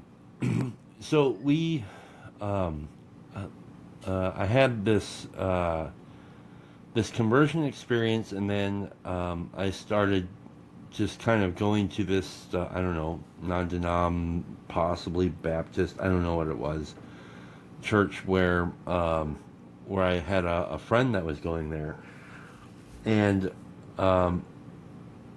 ended up, and my wife wasn't going because she was like, there's a vibe there that she wasn't really interested in, and she's like, it's cool, you go do you, it's good, and I'm like, cool, and then I ended up having an experience with those folks that I was just like, they're not my people.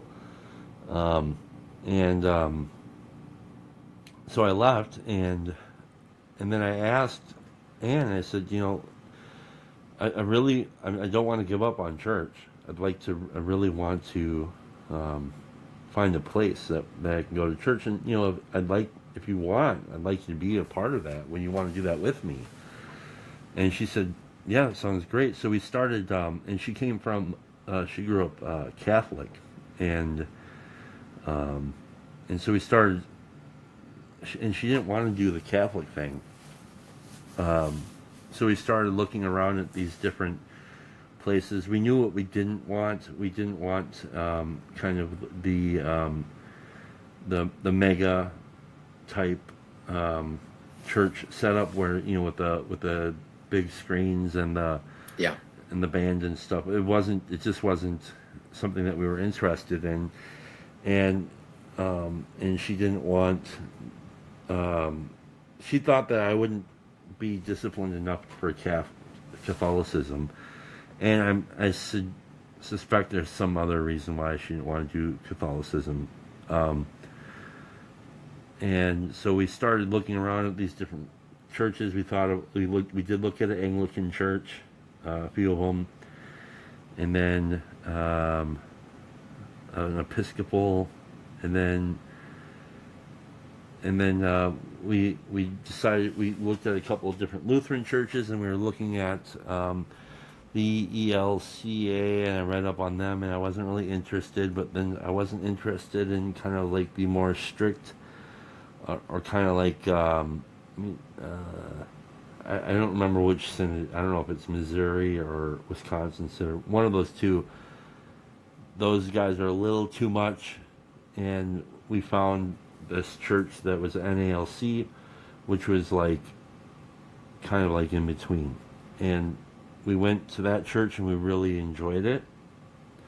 And then, so we landed it, and then when we moved to our home here and we bought the house, there was an NALC church that was like uh, eight 8 minutes away, and we're operating, I think, on that as well. That we're going to go to a church that's close to home because we're kind of in a rural area, and so we don't want to be driving. There's not a church 2 minutes away that we're willing to go to, and there's not and we don't want to go to a church that's 30 minutes away. So we're gonna go, we like the NALC, so we're gonna go to this one. So that's how it happened, and I love it. It's like 100 and this particular congregation has been there for 180 years, and they were, it's a farm community, and everybody there has, their grandkids, their children, their parents. They've all been going there for the whole time, and so it's a nice community, and it's got I like the older liturgy, so it's lovely. Yeah. Yeah, interesting. So just kind of jive with you. Yeah, I mean, I guess that was one element I didn't talk too much about. What did I do during that nihilistic phase? Well, I just didn't, search through the internet or knew the atheists. I went to different churches too. I've been to several masses, Catholic Mass, Orthodox. When I was on my mission in Norway, the state church there is Lutheran church, so I'd been to many Lutheran services. And the LDS, we kind of have a pretty conservative, there's organ and singing. It's kind of similar to Methodist. I hear a lot of other Christians say we resemble a Methodist service. So it's kind of very, there's a lot of kids, so there's always a lot of noise from kids, but it's a very reverent service. There's definitely no emotion, other than, of course, hymns, but there's not, for me, I could never jive with an evangelical type situation with the big screens and the rock. I can't do a rock and roll band or any band of any type. It just doesn't fit my personality. We definitely, I'm not saying you can't have that experience and find God. I'm not here to say that is for some people that's the way they should go. But for me, it just didn't jive with me. I needed a more solemn tradition. So for me, really, it was more Catholic, like Lutheran or Orthodox that where it's, kind of a liturgy type approach. And so, but, when I went back to my own tradition, it just feels like home. Of course, you could say, well, that's what you grew up with. So naturally, right. But, so it just kind of jives with me. And even though I like those other traditions, I do still really enjoy the Orthodox liturgy, for example. When I looked at my own tradition, of course, we have a temple liturgy. So we have a lot of the stuff that you would find in Orthodoxy. We kind of have a strange low church, fairly low church, kind of if you go visit one of our meetings, but then it's very high church. The temples are the epitome of high church, beautiful buildings and kind of a strict liturgy and stuff like that. So it's kind of a weird mixture of both, like half and half. And so basically I just found that those traditions were in my tradition, just like I was saying, that I could find those elements there, and it felt like home to me. So, and I could find, the goodness and beauty that, and truths that, beyond just those little things that I used to focus on. So, but, I really appreciated visiting with you. I like your honesty. I know you struggle with that, but you're one of the more straightforward people in the corner. A lot of times, of course, we all are not completely, but I'd love to jump on one of your streams sometimes. I keep forgetting to just pop in. I've got to get familiar with your timings and stuff. and a lot of the other ones I can't. You don't see me because, well, I'm working. So, like Luke Thompson or some of these others, I might watch, catch a little bit here and there. But a lot of the streams are during the day when I'm, I'm my wife's a stay-at-home mom, and so I'm, the breadwinner. So, and just work a lot of hours. So it's tough. But I know you have some later hours too. So I'd love to try to make an effort to pop in once in a while and catch up with you guys. Yeah, man. Thanks. Yeah, we like to do just kind of. I don't. I don't have a real tight schedule on the stuff. I try. I have to actively try to pursue this hobby as merely a hobby that I get to pursue with my friends, and otherwise I'll just go crazy with it. So, you if it's not, sometimes it'll be in the morning. I've been trying to lean more into my morning meditation, prayer time, and so I haven't been doing a lot of morning stuff lately. And then, so yeah, if I, and then if I do have like a not estuary show or something that I'll record, I'll shoot you an invitation. Yeah, And, please do. And that'll be fun. And then, yeah, it's a cool little whatever this fellowship is of kind of ragtag, uh, interesting friends, thinkers, artists. I'm very grateful that we're doing whatever it is that we're doing, and I think it is a good thing. And and it's unique and cool. So thank you for spending time with me, Adam. And I'll press end on the recording, and then you and I can talk backstage real quick if you like before we go. Sure. Yeah. All right, bye everybody. And